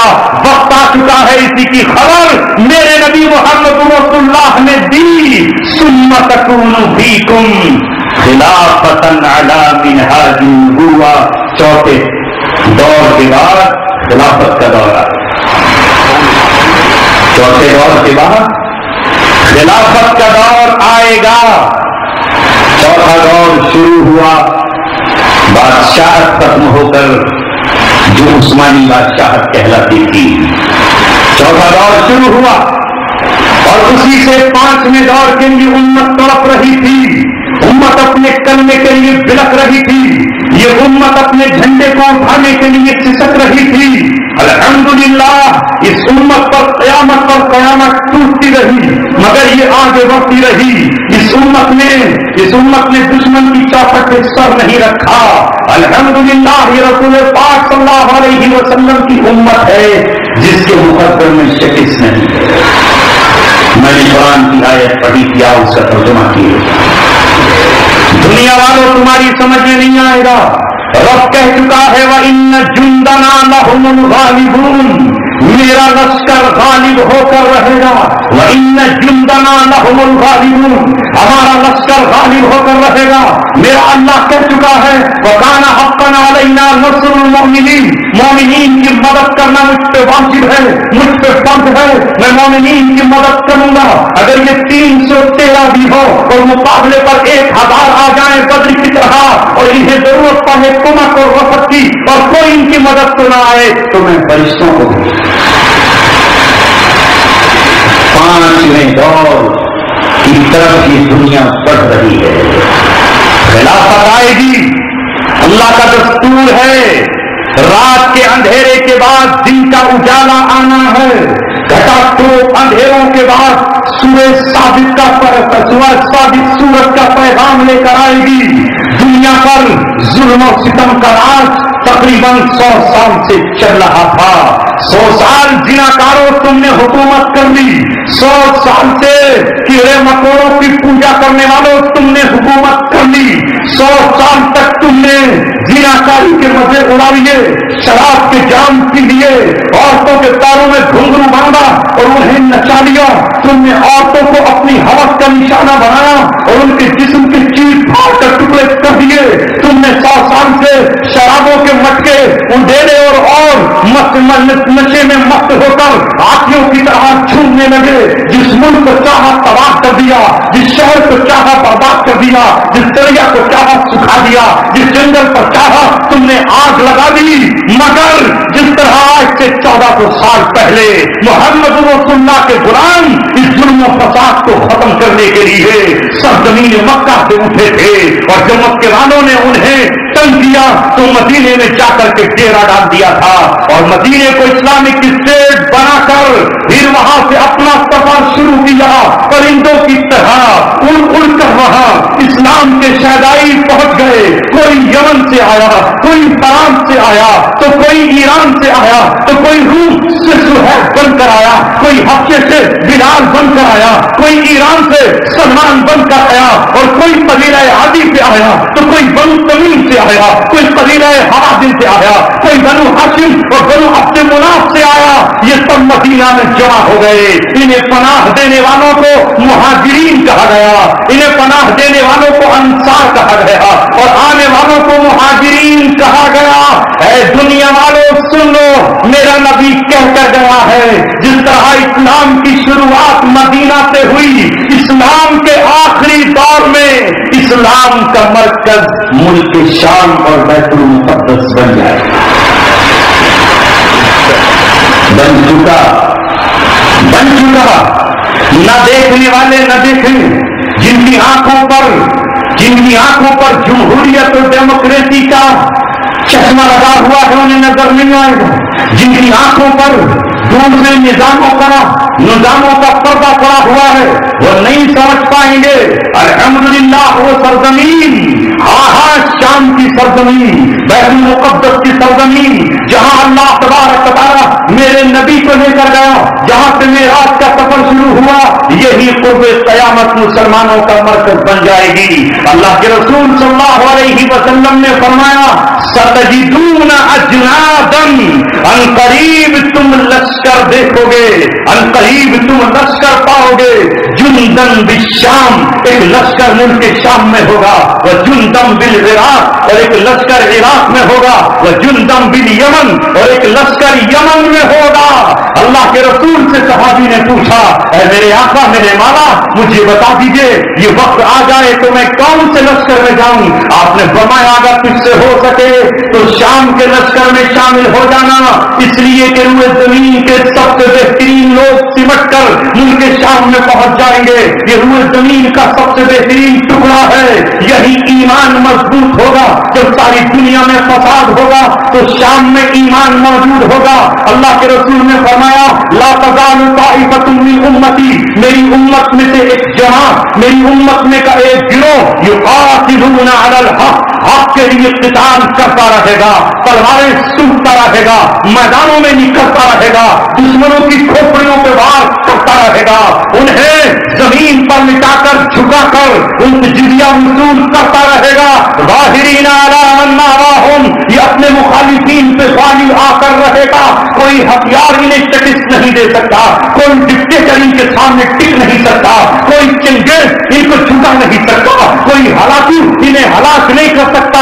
ज़ाहिरीना अला मन नाराहुम, ये अपने मुखालिफीन पे गालिब होकर रहेंगे। हत्ता यातिया ईसा इब्न मरियम, यहां तक के जब ईसा इब्न मरियम आएंगे तो ये अपनी तलवारों को लहराते हुए, अपने घोड़ों को दौड़ाते हुए, अपने टेंटों को जमीन पर बढ़ाते हुए कश्तियों में सवार होकर हजरत ईसा के पास पहुंच जाएंगे और हजरत ईसा से कहेंगे बताइए हुक्म क्या है? तो हजरत ईसा कहेंगे आओ हम सब मिलकर रुए जमीन के बदतरीन जल्लाद का, जिसे दज्जाल आज़म कहा गया है, उसका खात्मा करने के लिए चलते दिख गया आपको। तो नौजवानों सीरिया को समझ लो, अब तो यमन को समझ लो, अब तो इराक को जान लो। मोहम्मद रसूलुल्लाह कह चुके हैं कि लश्कर यहां पे उठेंगे।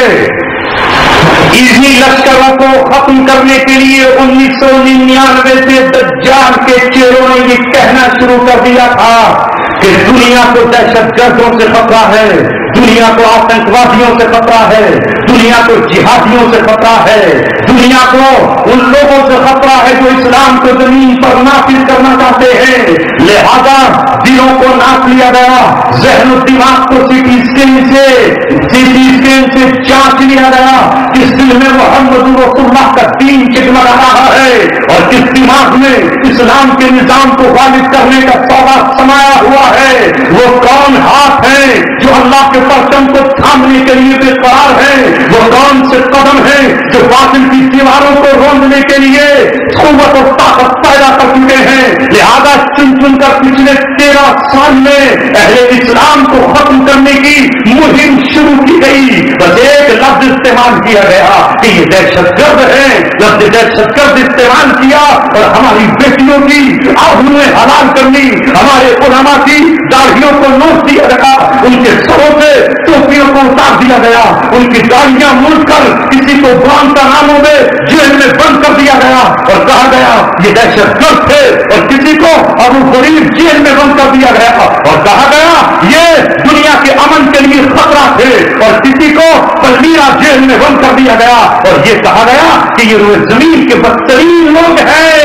अफसोस है मुसलमानों आप पर, अफसोस है नौजवानों आप पर, अफसोस है दौरे हाजिर के उलमा आप पर कि जो उम्मत के वो शेर थे जो रातों को रोते थे और दिलों को तोड़ते थे, जिनके दिल में एक ही सौदा था, जिनके दिल में एक ही आवाज थी, और वो ये कहते थे कि उस वक्त तक चैन से नहीं बैठेंगे जब तक अपनी आबरूओं का इंतकाम नहीं लेंगे, उस वक्त तक सुकून से नहीं बैठेंगे जब तक जजीरा अरब को यहूद व नसारा से पाक नहीं करा देंगे, उस वक्त तक चैन से नहीं बैठेंगे जब تک مسجد اقصی میں جا کر اذان نہیں دیں گے اس وقت تک امن و امان دنیا میں قائم نہیں ہوگا جب تک فلسطین میں امن قائم نہ ہو جائے۔ اے میرے عزیزوں، امریکیوں کا خون تو خون ہے لیکن مسلمانوں کا خون پانی ہے، ان کا خون گاڑا ہے اور ہمارا خون پانی سے زیادہ بدتر ہے۔ کیوں نہیں دیکھتے کہ افغانستان میں کتنا خون بہایا گیا، عراق میں کتنا خون بہایا گیا، ان کی عزت ہے اور ہماری بہنوں کی کوئی عزت نہیں۔ کیا ڈاکٹر عافیہ جو پاکستان کے اسلام آباد ایئرپورٹ سے اٹھائی گئی، جس کے تین بچوں نے اپنی ماں کو ISI کے کنٹرول میں دیکھا، FBI کے بازوؤں میں جھگڑا ہوا دیکھا، وہ اپنے بچوں کے لیے آج تک کرتی ہے، وہ آسمان کو دیکھتی رہی، اس زمین کو دیکھتی رہی، وہ فضاؤں کو دیکھتی رہی، ان کی عصمت تار کر دی گئی، ان کے دامن کو داغدار کر دیا گیا، ان کی آبرو لوٹی گئی صرف یہ کہہ کر کہ یہ آتنکوادیوں کی پناہ گاہ ہے، یہ کچھ پناہ ہے، اور 87 سال کی سزا دے کر اس نے اپنا چہرہ ساری دنیا کے سامنے دکھا دیا۔ سن لے، وہ اسلام کی بیٹی ہے، وہ مسلمان بیٹوں کی ماں ہے، وہ ہماری بہن ہے۔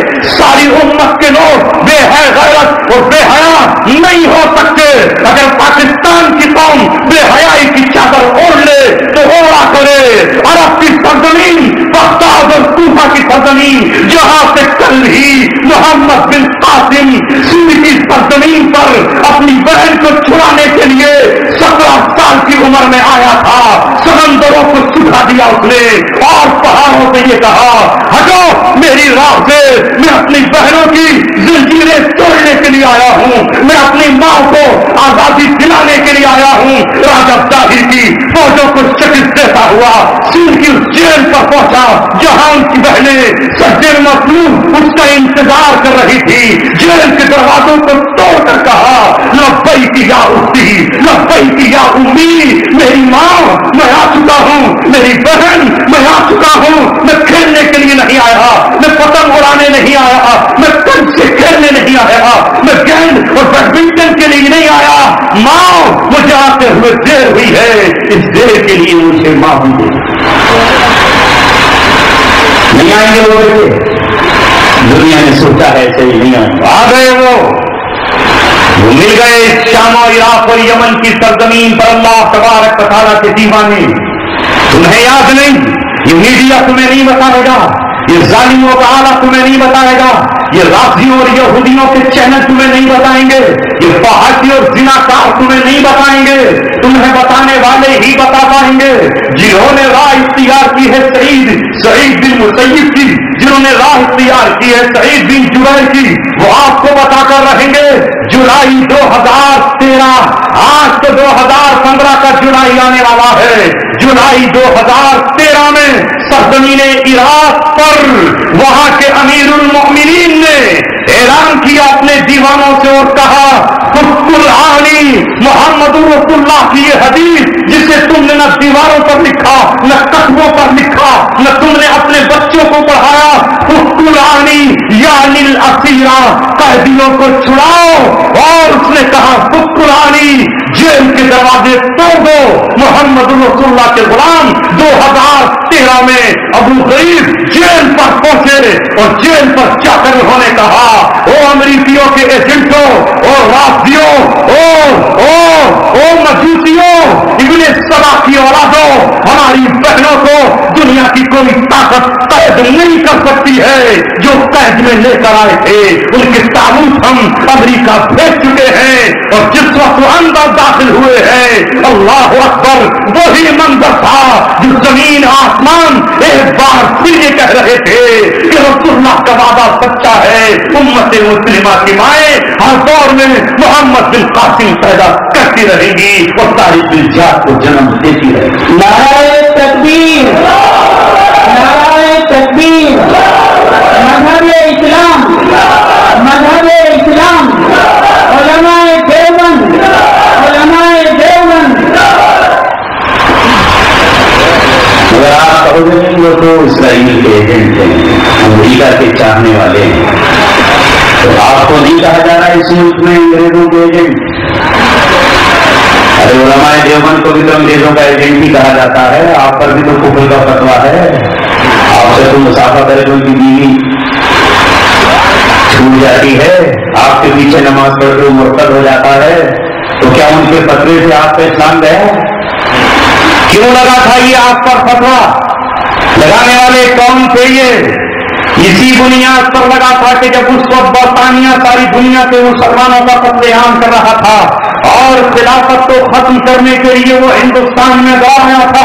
मुगलिया सल्तनत को मिटाने के बाद उसने उन नवाबों का जो इस्लाम पसंद थे, जैसे सिराजुद्दौला और सुल्तान शहीद टीपू रहमतुल्लाह अलैह, उनका कत्लेआम किया। जब इनकी शहादत के बाद वो उलमा निकले जिनके सीने में शाह वलीउल्लाह का जज्बा और बलबला था, जिनकी पेशानियों पर हजरत शेख अहमद सरहंदी का नारा लिखा हुआ था, जिन्होंने अकबर की हुकूमत को ललकारा था। तो जब अंग्रेज आया, अंग्रेज ने उनके दामन में अपने सिक्के डाल दिए, अंग्रेज ने उनकी चौखट पे अपने कुत्ते पहरेदारी के लिए बिठा दिए, जब अंग्रेज ने उन्हें अपने बॉडी गार्ड दे दिए, जब अंग्रेज ने उनके कलम की वासनाई उन्हें फ्री दे दी, जब अंग्रेज ने उनको तमगा दे दिया, तो जो अंग्रेजों के खिलाफ उस वक्त लगे थे, इन्हें वहाबी कहकर पुकारा गया, इन्हें बात में देवबंदी कहकर पुकारा गया। इन पर वो इल्जामात लगाए गए कि ये तो गुस्ताखे रसूल है, ये सुन्नतों को नहीं मानते, ये मज़ारात को नहीं मानते, ये औलिया को नहीं मानते, ये रसूलुल्लाह के गुस्ताख हैं, ये रसूल को नहीं मानते।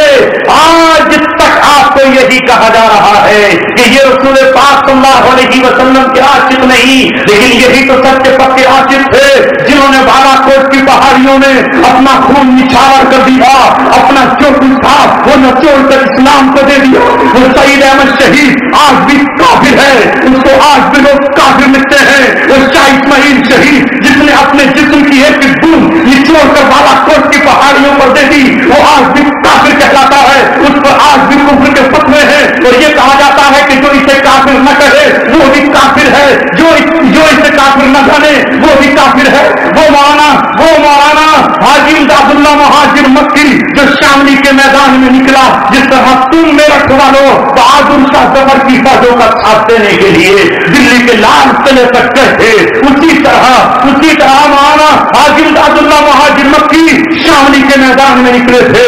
हाफिज जामिन जिसने शहादत का जाम पिया, जिसका खून मुहतरम, वो आज भी काफिर है। मौलाना कासिम नानोती जिसने जख्म खाए मैदान में निकलकर, वो आज भी उनकी नजरों में काफिर है, उनका पूरा तबका उसको काफिर कहता है। रशीद अहमद गंगोही को आज भी काफिर कहा जाता है, असफ अली थानवी को आज भी काफिर कहा जाता है। जुर्म ये है कि इन्होंने अंग्रेज की फौज में भर्ती होने का फतवा दिया था कि जो मुसलमान अंग्रेज की फौज में भर्ती होगा वो हराम है, फौज में भर्ती होना हराम है। अगर मुसलमानों की गोली उसके लगी तो वो काफिरों की तरह बदतरीन काफिर है। अबुल कलाम आजाद ने कहा था जो मुसलमानों का खून हलाल कर ले वो बदतरीन काफिर है, उसे मुसलमानों के कब्रिस्तान में दफन नहीं किया जाएगा, वो भी काफिर करार पाया। खिलाफत के लिए रोने वाला और लिखने वाला मौलाना नहीं बल्कि डॉक्टर अल्लामा इकबाल भी काफिर करार पाया, जिसमें भी ये देखा गया कि वो अंग्रेजों के खिलाफ खड़ा हुआ है, उस पर कुफ्र का फतवा डाल दिया गया। तारीख ने फिर अपने आप को दोहराया है। उम्मत के वो बेटे जो अफगानिस्तान में अंग्रेजों से लड़ गए, जो यमन में लड़ रहे हैं, जो फलस्तीन में मुकाबला कर रहे हैं, जो शाम में मुकाबला कर रहे हैं, जो इराक में मुकाबला कर रहे हैं, उनको भी अंग्रेजों से जिनको वजीफा आता है, जो बरतानिया में बैठे हैं, जो पेरिस और लंदन में बैठे हैं, जो उनकी गुलामियां कर रहे हैं, कह रहे हैं ये तो सच्चे पक्के काफिर है, ये मुसलमान भी काफिर। सोचिए जब खिलाफत के बचाने के लिए जंग हो रही थी, अब खिलाफत के कयाम के लिए जंग हो रही है। उम्मत ने कहा है कि खिलाफत कायम करके रहेंगे, इस सफर से उठाकर रहेंगे, शराबियों को वो सजा देते रहेंगे जो कुरान ने शराबियों को दी है, लिहाजा चोरों का हाथ काट कर रहेंगे और जनाकारों को रजिम की सजा देकर रहेंगे और किसी लूटी को छत से उस तरह गिराएंगे जिस तरह फुक़हाए किराम ने लिखा है। एक तरफ ये लोग हैं जो समलैंगिकता की फिल्म बनाते हैं, जो कानून बनाते हैं, क्या फ्रांस में ये कानून न बना मर्द के साथ जिना करे, औरत के साथ शादी करे, ये इस कानून को थोपना चाहते हैं। क्या तुम्हारे मुल्क में पिछले साल ये हवा न चली कि हाँ ये हिंदुस्तान में भी हो जाना चाहिए, मर्द को भी मना कर रखे, औरत को भी मना कर रखे। लेकिन मेरा कुरान अल्लाह की किताब जिस पर हमारा ईमान है वो ये कहती है कि ऐसे शख्स की सजा जानी से भी बदतर है। जानी को तो कोड़े लगाए जाएंगे, जबकि कुआरा हो और शादी शुदा हो तो पत्थरों से मारा जाएगा। लेकिन अगर ये वाला अमल करे जो कौम लूत करती थी, तो इसे पहाड़ की चोटी से गिरा दिया जाए, इसे आग के अंगारों में जला दिया जाए, इसे समंदर की मौजों में डुबो दिया जाए, इस पर बिल्डोजर चढ़ाकर इसके टुकड़े टुकड़े कर दिए जाए, इसे इबरतनाक सजा दी जाए। यही उनका जुर्म है कि उन्होंने ये कह दिया कि हम अल्लाह तबारक व तआला की किताब के मुकाबले में किसी किताब को चलने नहीं देंगे। तो मैं और आप क्या कह रहे हैं? नहीं, ये इस्लाम नहीं है। मैं जो इस्लाम जानता हूं वो इस्लाम है। पहले अपने इस्लाम को रुके, तेरा कौन सा इस्लाम है? मेरे अजीजों साथियों, हज़रत मौलाना तशरीफ ला चुके हैं, मुफ्ती साहब आ गए हैं। मुझे अपनी बात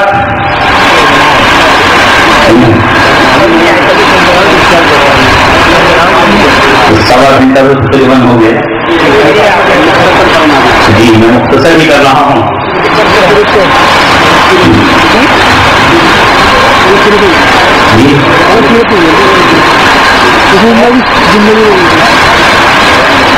कह रहे हैं आप सल्लल्लाहु अलैहि वसल्लम की जिंदगी बयान कर दी, ये आप सल्लल्लाहु अलैहि वसल्लम की जिंदगी का हिस्सा नहीं है। आप सल्लल्लाहु अलैहि वसल्लम ही ने तो फरमाया कि आप तीन लश्कर देखोगे, तो आप उनकी जिंदगी में होते तो जिंदगी देख लो, तो बदल में चले जाते। अल्लाह ने आपको उस दौर में पैदा इसलिए नहीं किया कि उस वक्त भी आप कहते कि कहाँ लेके जा रहे हो मुझे। आज तो देखने वाले मोहम्मद रसूलुल्लाह की जिंदगी और आपकी पेशेगोई को आज देखेंगे कि जब अल्लाह तबारक व तआला हजरत महदी रज़ियल्लाहु तआला को भेजेगा तो हजरत महदी रज़ियल्लाहु तआला से बैत करने के लिए आपको जाना पड़ेगा। अब रसूलुल्लाह को नहीं आएंगे दोबारा, लेकिन आपने ये हमें खबर दी है, आपने खबर दी है कि जुल्म और सितम के खात्मे के बाद आपने फरमाया जंजिरु भी उम्मती बलाउन शदीदुम मिन सुल्तानिहिम, मेरी उम्मत पर सख्त तरीन जुल्म के बादल तोड़े जाएंगे उनके बादशाहों की तरफ से, हत्ता यज़ीक़ल अर्दु अन्हुम, यहाँ तक कि जमीन उन पे तंग हो जाएगी। सुम्मा यबअसुल्लाहु रजुलन मिन इत्रती, फिर अल्लाह तबारक व तआला मेरे घराने से एक शख्स को भेजेगा। ये कौन होंगे? कौन होंगे ये? अब यही तो बताना पड़ेगा इस उम्मत को कि वो आ गए और आपको दुनिया क्या कहेगी? सुम्मा यबअसुल्लाहु रजुलन मिन इत्रती, अल्लाह मेरे घराने से एक शख्स को भेजेगा, नाम उनका मोहम्मद होगा, लक़ब उनका मेहदी होगा, बाप का नाम अब्दुल्ला होगा, माँ का नाम आमिना होगा।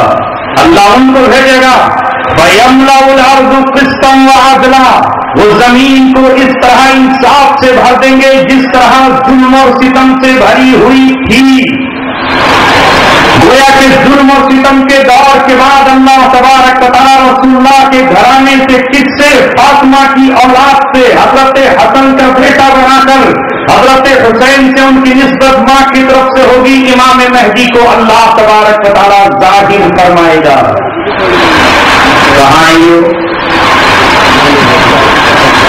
कहाँ आएंगे? ये तो बताना पड़ेगा ना। आप सल्लल्लाहु अलैहि वसल्लम ने बताया कि वो मदीना में पैदा होंगे, 40 साल तक उनको कोई नहीं पहचान पाएगा कि ये कौन। 40 साल के बाद एक ही रात में अल्लाह उनके दिल को साफ करके मेहदी के मकाम पर पहुंचा देगा। खाने काबा, मकाम इब्राहिम और हजरे अस्वद के दरमियान वो बैठे हुए होंगे कि वहां उनके हाथ पर बैत होगी। 7 दुनिया के बड़े इस्लाम के सिपे सारार उनके हाथ पर बैत करेंगे और जैसे ही उनके हाथ पर बैत होगी, मुल्क शाम से सुफियानी नाम का एक शख्स उनको पकड़ने के लिए लश्कर भेजेगा। हम समझते हैं कि इन हालात से हमारा क्या ताल्लुक? मैं यही तो आपसे अर्ज कर रहा था कि हमें जेलों में कैद कर दिया गया। 55 जेलें 56 जेलें हैं इस वक्त दुनिया की, जिनमें मुसलमानों को कैद कर दिया है कि तुम इस जेल से बाहर मत निकलना। मगर जेल कैदी कोई ये नहीं समझता कि जेल की 4 दीवारी के बाहर की दुनिया मेरी नहीं है। وہ باہر کی دنیا میں نکلنے کے خواب دیکھتا رہتا ہے، ضمانت کے انتظار کرتا ہے۔ کتنے قیدی ہیں جو سرنگ کھود دیتے ہیں اور کتنے قیدی ہیں جو جیلوں پر قبضہ کر کے جیل سے باہر نکلتے ہیں، مگر آئے مسلمانوں 90 سال ہو گئے قید کے اندر رہتے ہوئے، ہمیں یہ ارمان کیوں نہ پیدا ہوا کہ ہم ان دیواروں کو پھلانگ جاتے، ہم ان کو توڑ کر چلے جاتے اور ہمارے وہ بھائی جو دنیا کے دوسرے علاقوں پر زخموں سے چور ہیں، ہم ایک مرہم ان کے لیے لے کر پہنچ جاتے، وہ آنسوؤں سے رنجیدہ ہیں، کم سے کم ہم اپنے آنچل سے ان کے آنسو پہنچ دیتے، ان کے دلوں پر زخم ہیں، کم سے کم ہم ایک مرہم لے کر پہنچ جاتے، دل پھٹے ہوئے ہیں، کم سے کم ایک سوئی تاگا لے کر ہم ان کے جسموں کو سینے کے لیے پہنچ جاتے، ننگے بدن ہیں، کم سے کم ہم انہیں ایک چادر کو جا کر پہنا دیتے، وہ بھوک سے تڑپ رہے ہیں، ہم روٹی کا ایک ٹکڑا کم سے کم ان کو جا کر کے پہنچا دیتے، قیدی قید میں ہیں، ہم کم سے جا کر ان سے ملاقات کر لیتے، مگر دنیا نے ہمیں قید کر دیا کہ نہیں تم صرف ہندوستانی مسلمان ہو، وہ کہتے ہیں کہ تم بنگلہ دیشی مسلمان ہو، وہ کہتے ہیں کہ تم عراقی مسلمان ہو، وہ کہتے ہیں کہ تم شامی مسلمان ہو، وہ کہتے ہیں کہ تم پورا خطے کے مسلمان ہو۔ مسلمان وہ ہے جو اس طرح اللہ کے رسول کی حدیث پر ایمان رکھتا ہے کہ جیسا دن واحد ٹلو، اگر جسم میں کہیں کانٹا چبھے تو آنکھ سے آنسو نکلتا ہے، زبان چیخ اٹھتی ہے، دل دھڑک جاتا ہے، پورا بدن کپکپا اٹھتا ہے، اگر آنکھ میں تین کا گرتا ہے تو دوسری آنکھ آٹومیٹک بند ہو جاتی ہے، ہاتھ آنکھ کی مدد کے لیے آنکھ پہ چلا جاتا ہے اور دوسرے سے ہم سوال کرتے ہیں میری آنکھ میں تین کا پڑ گیا ہے، کیا کوئی اسے نکالے گا؟ اے مسلمانوں، جس دن سے ہمیں قید کیا ہے، قید ہوئے 90 سال ہو گئے، ایک طوطا بھی پنجرے سے نکلنے کے لیے بھڑبڑاتا ہے، ایک کبوتر جال کو لے کر کے اڑ جانے کی ہمت اور جسارت کرتا ہے۔ امت کے نوجوانوں، وہ وقت آ گیا ہے جب اللہ تبارک و تعالیٰ تمہیں آواز دے رہا ہے کہ ایک دن یہ آئے گا کہ سیدنا امام مہدی تمہیں ایک کرنے کے لیے آئیں گے اور ان کے ہاتھ پر آپ کو بیعت کرنا ہوگی۔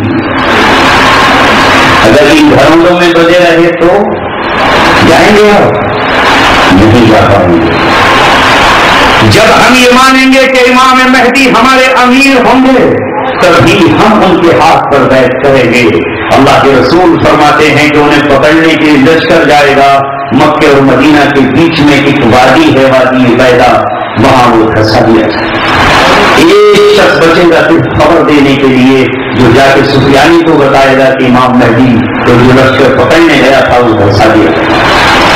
پھر اللہ کے رسول فرماتے ہیں اتاہو اصائب العراق و ابدال الشام، سب سے پہلے امام مہدی کے پاس جو لوگ پہنچیں گے وہ عراق کے جتھے ہوں گے، اصائب جتھے لشکر گروہ عراق سے پہنچیں گے اور امام مہدی کے ہاتھ پر بیعت کر لیں گے، اور پھر ان کے شام کے لوگ اٹھیں گے اور شام کے ابدال اور اولیاء جا کر ان کے ہاتھ پر بیعت کریں گے۔ کون سی بیعت ہوگی؟ وہ بیعت امارت کی بیعت ہوگی، وہ بیعت خلافت کی بیعت ہوگی، اور حضرت امام مہدی کی خلافت کے بیعت کے بعد یہ لشکر رومیوں سے مقابلے پر نکلے گا، یہاں تک کہ یہ ترکی کو فتح کرتا ہوا، ترکی کو جب فتح کر لے گا اور مال غنیمت یہ اپنے ہاتھوں میں تقسیم کر رہا ہوگا، دیر پر اپنی تلواریں ٹانگ کر جب یہ بیٹھے ہوں گے تو ایک آواز آئے گی کہ دجال آ گیا، یہ وہاں سے بھاگیں گے، یہ خبر تو جھوٹی ہوگی کہ ملک شام پہنچیں گے تو دجال آ چکا۔ میرے دوستوں، اس کی آمد کوئی بہت زیادہ دور نہیں ہے۔ دجال ہی کا راستہ صاف کرنے کے لیے پچھلے 15-16 سال سے اس کے چہرے امت کے ان دیوانوں پر تاور توڑ حملے کر رہے ہیں جو دجال کی فوجوں کا مقابلہ کریں گے، جو حضرت عیسیٰ کا استقبال کریں گے، جو حضرت مہدی کے ہاتھ پر بیعت کریں گے۔ حضرت عیسیٰ کہاں آئیں گے؟ تمہیں معلوم کیا کہ ملک شام کا کیا مقام ہے؟ شام کی حدیثیں آپ کے پاس آئی کہاں ہیں؟ میرے نبی جب معراج پر جا رہے تھے تو فرشتے ایک ستون کو جو چاند کی طرح چمک رہا تھا، موتی کی طرح، اسے اٹھا کر لے جا رہے تھے۔ آپ نے پوچھا ہے فرشتوں یہ کیا لے جا رہے ہو؟ کہا یہ رموز ایمان ہے. کہا اسے کہاں لے کر جاؤ گے؟ کہا ملک شام میں لے کر جائیں گے. لہذا رموز الایمان ملک شام کے اندر ڈال دیا گیا. میرے آقا نے فرمایا کہ میں نے دیکھا میرے سر کے نیچے سے, تکیے کے نیچے سے کوئی چیز کھینچی جا رہی ہے. اس کی سرسراہٹ جب میں نے سنی اور جب میں نے ان سے دیکھا تو کچھ لوگ اسے لے کر کے ملک شام کی طرف جا رہے ہیں. میں نے فرشتوں سے پوچھا کہ یہ کیا ہے؟ آپ نے کہا یہ کتاب الایمان ہے. جب دنیا کے مسلمانوں کا ایمان کمزور ہوگا تو ایمان شام کے اندر سب سے زیادہ مضبوط ہوگا. آج سیریا کی جنگ کو ہم جنگ نہیں سمجھ رہے, اسے اسلام کا حصہ نہیں سمجھ رہے, اسے امت مسلمہ اپنی فہرست میں داخل ہی نہیں کر رہی. یہی وہ سرزمین ہے جہاں امام مہدی کا لشکر نماز فجر ادا کر رہا ہوگا, اور اسی وقت سفید مینارے پر جامع عموی کے سفید مینارے پر حضرت عیسیٰ ابن مریم تشریف لائیں گے دجال کے خاتمے کے لیے. لہذا آج سے 4-6 سال پہلے سمجھ میں نہیں آ رہا تھا کہ یہ حالات کیسے پیدا ہو جائیں گے, مگر اللہ تبارک و تعالیٰ جب چاہتا ہے انقلاب برپا کر دیتا ہے. یمن کے بہت بڑے عالم جو امریکہ کی ایک بہت بڑی مسجد میں امامت کر چکے ہیں, جنہیں امریکہ نے ڈرون حملے سے شہید کیا, انور الرعلقی رحمت اللہ علیہ, جو انگریزی پر قاصر تھے, جو یمن کے وزیر کے بیٹے تھے, مگر 9/11 کے بعد اللہ نے ان کو منتخب کر لیا. وہ اسلام کے لیے منتخب ہوئے. وہ کہتے تھے آج سے 20 سال پہلے میں جب یہ حدیثوں کو پڑھتا تھا تو میری سمجھ میں نہیں آتا تھا کہ عراق میں کیسے اسلام پسند اٹھ جائیں گے جہاں کمیونسٹوں کی حکومت ہے. یہ میں سوچتا تھا کہ یمن سے اسلام کے مددگار کیسے اٹھ جائیں گے جہاں خود کمیونزم ہے. میں جب دیکھتا تھا سیریا کی طرف تو سمجھ میں نہیں آتا تھا کہ یہاں تو رمضانیاں منانے والی قوم ہے, یہاں سے اسلام کے دیوانے کیسے تیار ہو جائیں گے. مگر آج میں اپنی نظروں سے دیکھ رہا ہوں کہ 20 سال کے بعد اللہ وہ انقلاب لے کر آیا ہے کہ عراق کے چپے چپے پر اسلام جگمگا رہا ہے. شام میں اللہ تبارک و تعالیٰ نے اپنے دیوانوں کو کھڑا کر دیا ہے اور یمن سے اسلام کے مددگار اٹھ کھڑے ہوئے ہیں. میرے عزیزوں, کل بھی اللہ تبارک و تعالیٰ نے دنیا کی امامت کے لیے عرب قوم کو منتخب کیا تھا, اور آج پھر اللہ نے انہی کا انتخاب کیا ہے. انہوں نے ہی کل کسرا کے تخت و تاج ہلا دیے تھے اور روما کی سلطنت کو الٹ دیا تھا. انہوں نے ہی یورپ میں جا کے اذانیں دی تھی اور روم کی راجدھانی اٹلی میں نمازیں ادا کی تھی.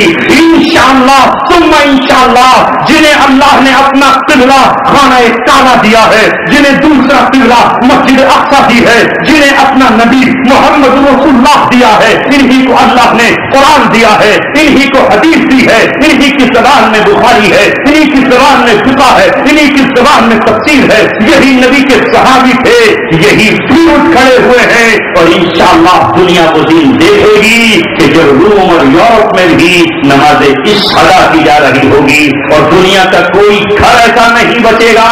آخری بات کہہ کے بات ختم کر رہا ہوں. 2021 تک کا ہمیں ٹارگیٹ دینے والے فانتظروا انا معکم من المنتظرین, تم بھی 2021 کا انتظار کر لے اور ہم بھی 2021 کا انتظار کر رہے ہیں. تیرے پاس تو کچھ نہیں ہے لیکن ہمارے پاس نبی کا مدعا اور بشارت ہے. میرا نبی کہہ چکا ہے وہاں تک اسلام پہنچ کر رہے گا ما بلغ اللیل والنہار, جہاں تک رات کا اندھیرا پہنچتا ہے, جہاں تک دن کا اجالا پہنچتا ہے. اسلام نہیں چھوڑے گا کسی گھر کو. لا بیت مطر ولا وبر, نہ کچا مکان بچے گا, نہ پکا کوئی مکان بچے گا, نہ بھوت کی جھوپڑی بچے گی, نہ کوئی شادی محل بچے گا, نہ روس کا کرملن بچے گا, نہ امریکہ کا وائٹ ہاؤس بچے گا, نہ ہندوستان کی پارلیمنٹ بچے گی. کوئی مقام نہیں بچے گا الا ادخلہ اللہ الاسلام, اللہ تبارک و تعالی اسلام کو داخل کرتے رہے گا. بعز عزیز او بذل ذلیل, عزت والے کو عزت کے ساتھ لایا جائے گا اور ذلت والے کو سر جھکا کر, جس طرح آج آپ دیکھ رہے ہو ویڈیو میں دشمنان اسلام کو سر جھکا کر مارا جاتا ہے. اور اسلام کے دشمن کل تو ہمیں گرفتار کرتا تھا, آج اللہ نے وقت بدل دیا ہے. کل تو نے ہمیں نارنجی کپڑے پہنائے تھے, آج ہم نارنجی کپڑے پہنائیں گے. کل تو نے ہمیں لوہے کے پنجروں میں بند کیا تھا, آج ہم تجھے بند کریں گے. کل تم ہم پہ آنکھ برسا رہے تھے, آج انتقام ہم لیں گے. اور بذل ذلیل, جو ہتھیار نہیں پھینکے گا, جو اسلام کے سامنے سر نہیں جھکائے گا, وہ حضرت عیسیٰ کی تلوار کی زخم میں آئے گا, وہ حضرت مہدی کے نیزے کی زد میں آئے گا، وہ امام مہدی اور حضرت عیسیٰ کے لشکر کے مقابلے میں جب آئے گا تو سر جھکا کر اسے اسلام کی چوکھٹ پہ رکھا جائے گا. یہ میرے نبی کا وعدہ ہے. انشاءاللہ ممکن ہے ان کے کہنے کے مطابق 2021 میں فائنل میچ ہو جائے گا. فائنل میچ تو ہونا ہے نا، یہ والا نہیں جس میں اظہر الدین بھاگ گئے تو میں ریٹائرمنٹ لے لیا، جس میں وسیم اکرم نے ریٹائرمنٹ لے لیا، جس میں عمران خان بھاگ کے کہیں اور پہنچ گیا. یہ محمد رسول اللہ کے دیوانے جس پچ پر کھیل رہے ہیں، جس پچ پر یہ کھیل رہے ہیں، یہ بھاگیں گے نہیں، یہ ریٹائرمنٹ نہیں لیں گے. ان کا تو کہنا یہ ہے امت نصر و امت شہادہ، یا تو شہادت پائیں گے یا اللہ تبارک و تعالیٰ کی نصرت. یہ بیعت کر رہے ہیں آج ان الفاظ کے ساتھ، بایعنا علی الموت، ہم نے موت پر بیعت کی ہے. بایعنا علی الموت وعلی ان نولی الدبر، اور اس بات پر ہم بیعت کرتے ہیں کہ اپنی پیٹھ نہیں پھیریں گے حتی نلقى اللہ، یہاں تک کہ اللہ تبارک و تعالیٰ سے مل جائیں. حتی ندخل الجنہ، یہاں تک کہ ہم جنت میں داخل ہو جائیں. یہ اس بات پر بیعت کر رہے ہیں. او حتی یاتی اللہ الفتح، یا اللہ تبارک و تعالیٰ فتح لے آئے، جو اس بات پر بیعت کر رہے ہیں. وَنُشَرِّدْ بِهِمْ مَنْ خَلْفَهُمْ، اور اپنے مد مقابل پر ایسی زوردار یلغار کریں گے کہ دشمن سہل جائے اور بکھر جائے، کھیر کی طرح اڑ جائے. یہ بھاگیں گے نہیں، اس لیے کہ ان کے دیوانے وہ ہیں بابا فرید الدین عطار 101 سال کی عمر میں تلوار لے کر تاتاریوں کے مقابلے پر نکلے اور تاتاریوں سے یہ کہا، ہاں ہمارے گناہوں کی بدولت تم ہم پہ چڑھائے ہو، مگر اب اللہ تبارک و تعالیٰ کی نصرت کو آنسوؤں سے نہیں، اپنے خون کے قطروں سے زمین سے اتار کر رہیں گے. اب اللہ آنسوؤں سے راضی نہیں ہوگا، اور ہمیں قربانی اپنے خون اور لہو کی دینی ہوگی. کہ 101 عمر کی سال میں بابا فرید عطار نے تاتاریوں کے مقابلے پر اپنی تلوار اٹھائی تو اللہ تبارک و تعالیٰ نے انہیں ایسی شکل سے دو چار کیا کہ اسلام آج بھی زندہ ہے اور تاتاریوں کا نام و نشان تک نہیں ہے. آیا یوری سے تاتار کے افسانے سے لے گئے پاسباں دعوے کو سلام کھانے سے. یہ اسلام کی فطرت ہے. اللہ اس کی جھولی میں کبھی عمر ابن خطاب کو ڈالا کرتا تھا تو آج بھی اللہ تبارک و تعالیٰ ایسے ہی جیانوں کو ڈالے گا. ابو جہل اسلام کو مٹانے نکلا مگر اس کا بیٹا اکرمہ اسلام کی حفاظت میں اٹھا. ابو سفیان ایک وقت آگے اسلام کو مٹا رہے تھے مگر وہی اسلام کی حفاظت میں نکل کھڑے ہوئے. اللہ اکبر. وہی ہندا جو حضرت حمزہ کا کلیجہ چبا رہی تھی، وہی جنگ یرموک میں کھڑے ہو کر اپنے بیٹے امیر معاویہ سے کہہ رہی تھی، بیٹے آگے بڑھ اور اسلام کی حفاظت کے لیے اپنی جان دے دے. جو اپنے شوہر ابو سفیان کو للکار رہی تھی، اور اسلام کے خلاف اٹھنے والے آج محمد کے دین پہ جان نچھاور ہوگا. حضرت اکرمہ رضی اللہ عنہ ابو جہل کا بیٹا جب اس نے یہ دیکھا کہ رومیوں کی فوج آگے بڑھ رہی ہے تو گھوڑے سے ٹوٹ گیا اور ٹوٹ کر یہ کہا کہ کون ہے جو میرے گھوڑے کا حق ادا کر دے، گھوڑے کا حق ادا کرے، میں زمین پہ رہوں گا. آواز دی، کون ہے جو میرے ہاتھ پر موت کی بیعت کرے. 400 نوجوانوں نے گھوڑے کو چھوڑ دیا اور موت پر بیٹھ کے رومیوں سے اس طرح آگے بڑھے کہ ان کے پاس اڑا دیے. جب خالد بن ولید کی نظر اکرمہ بن ابی جہل پر پڑی تو بیٹا بھی برابر میں جان شہادت پی چکا تھا، اپنے باپ کے گھوڑے کا حق ادا کر دیا. اور اکرمہ نے خالد بن ولید سے کہا، میرا پیغام حضرت عمر کو بھیج دینا کہ بنو امیہ کے شہزادوں نے بھی اسلام کے لیے قربانیاں دی ہیں. گواہ رہنا، اگر میرا باپ اسلام کے مٹانے کے لیے بدر میں گیا تھا تو اسلام کی حفاظت کے لیے یرموک میں اپنی جان دے رہا ہوں. یہ اسلام ہے. جارج بش تم نہیں روک پاؤ گے، تمہاری بیٹی اسلام قبول کرے گی. ٹونی بلیئر تم نہیں روک پاؤ گے، تمہاری ساری اسلام قبول کرے گی. مائیکل جیکسن اسلام قبول کر کے دنیا سے جائے گا. ابھی تو اسلام نے سر ابھارا کہاں ہے؟ یہ تمہارے گھروں میں داخل ہوگا. شراب میں سکون نہیں ہے، زنا میں سکون نہیں ہے، سکون قرآن ہی میں ملے گا، سکون پردے ہی میں ملے گا، سکون سود خوری میں نہیں ہے، سکون زکات کے بانٹنے میں ہے. وہی سکون کا پیغام لے کر آج ہمیں عرب سے ایک طوفان چڑھا ہے، ایک آندھی چلی ہے جو آج نظر آئی ہے مگر واہر اقبال تو نے اس خوشبو کو اسی دن سونگ لیا یہ کہہ رہا تھا کہ آج ٹوٹ رہی ہے مگر پھر کل یہ جمع ہوگی، یہ شاخ ہاشمی کرنے کو ہے، پھر برگ و بر پیدا۔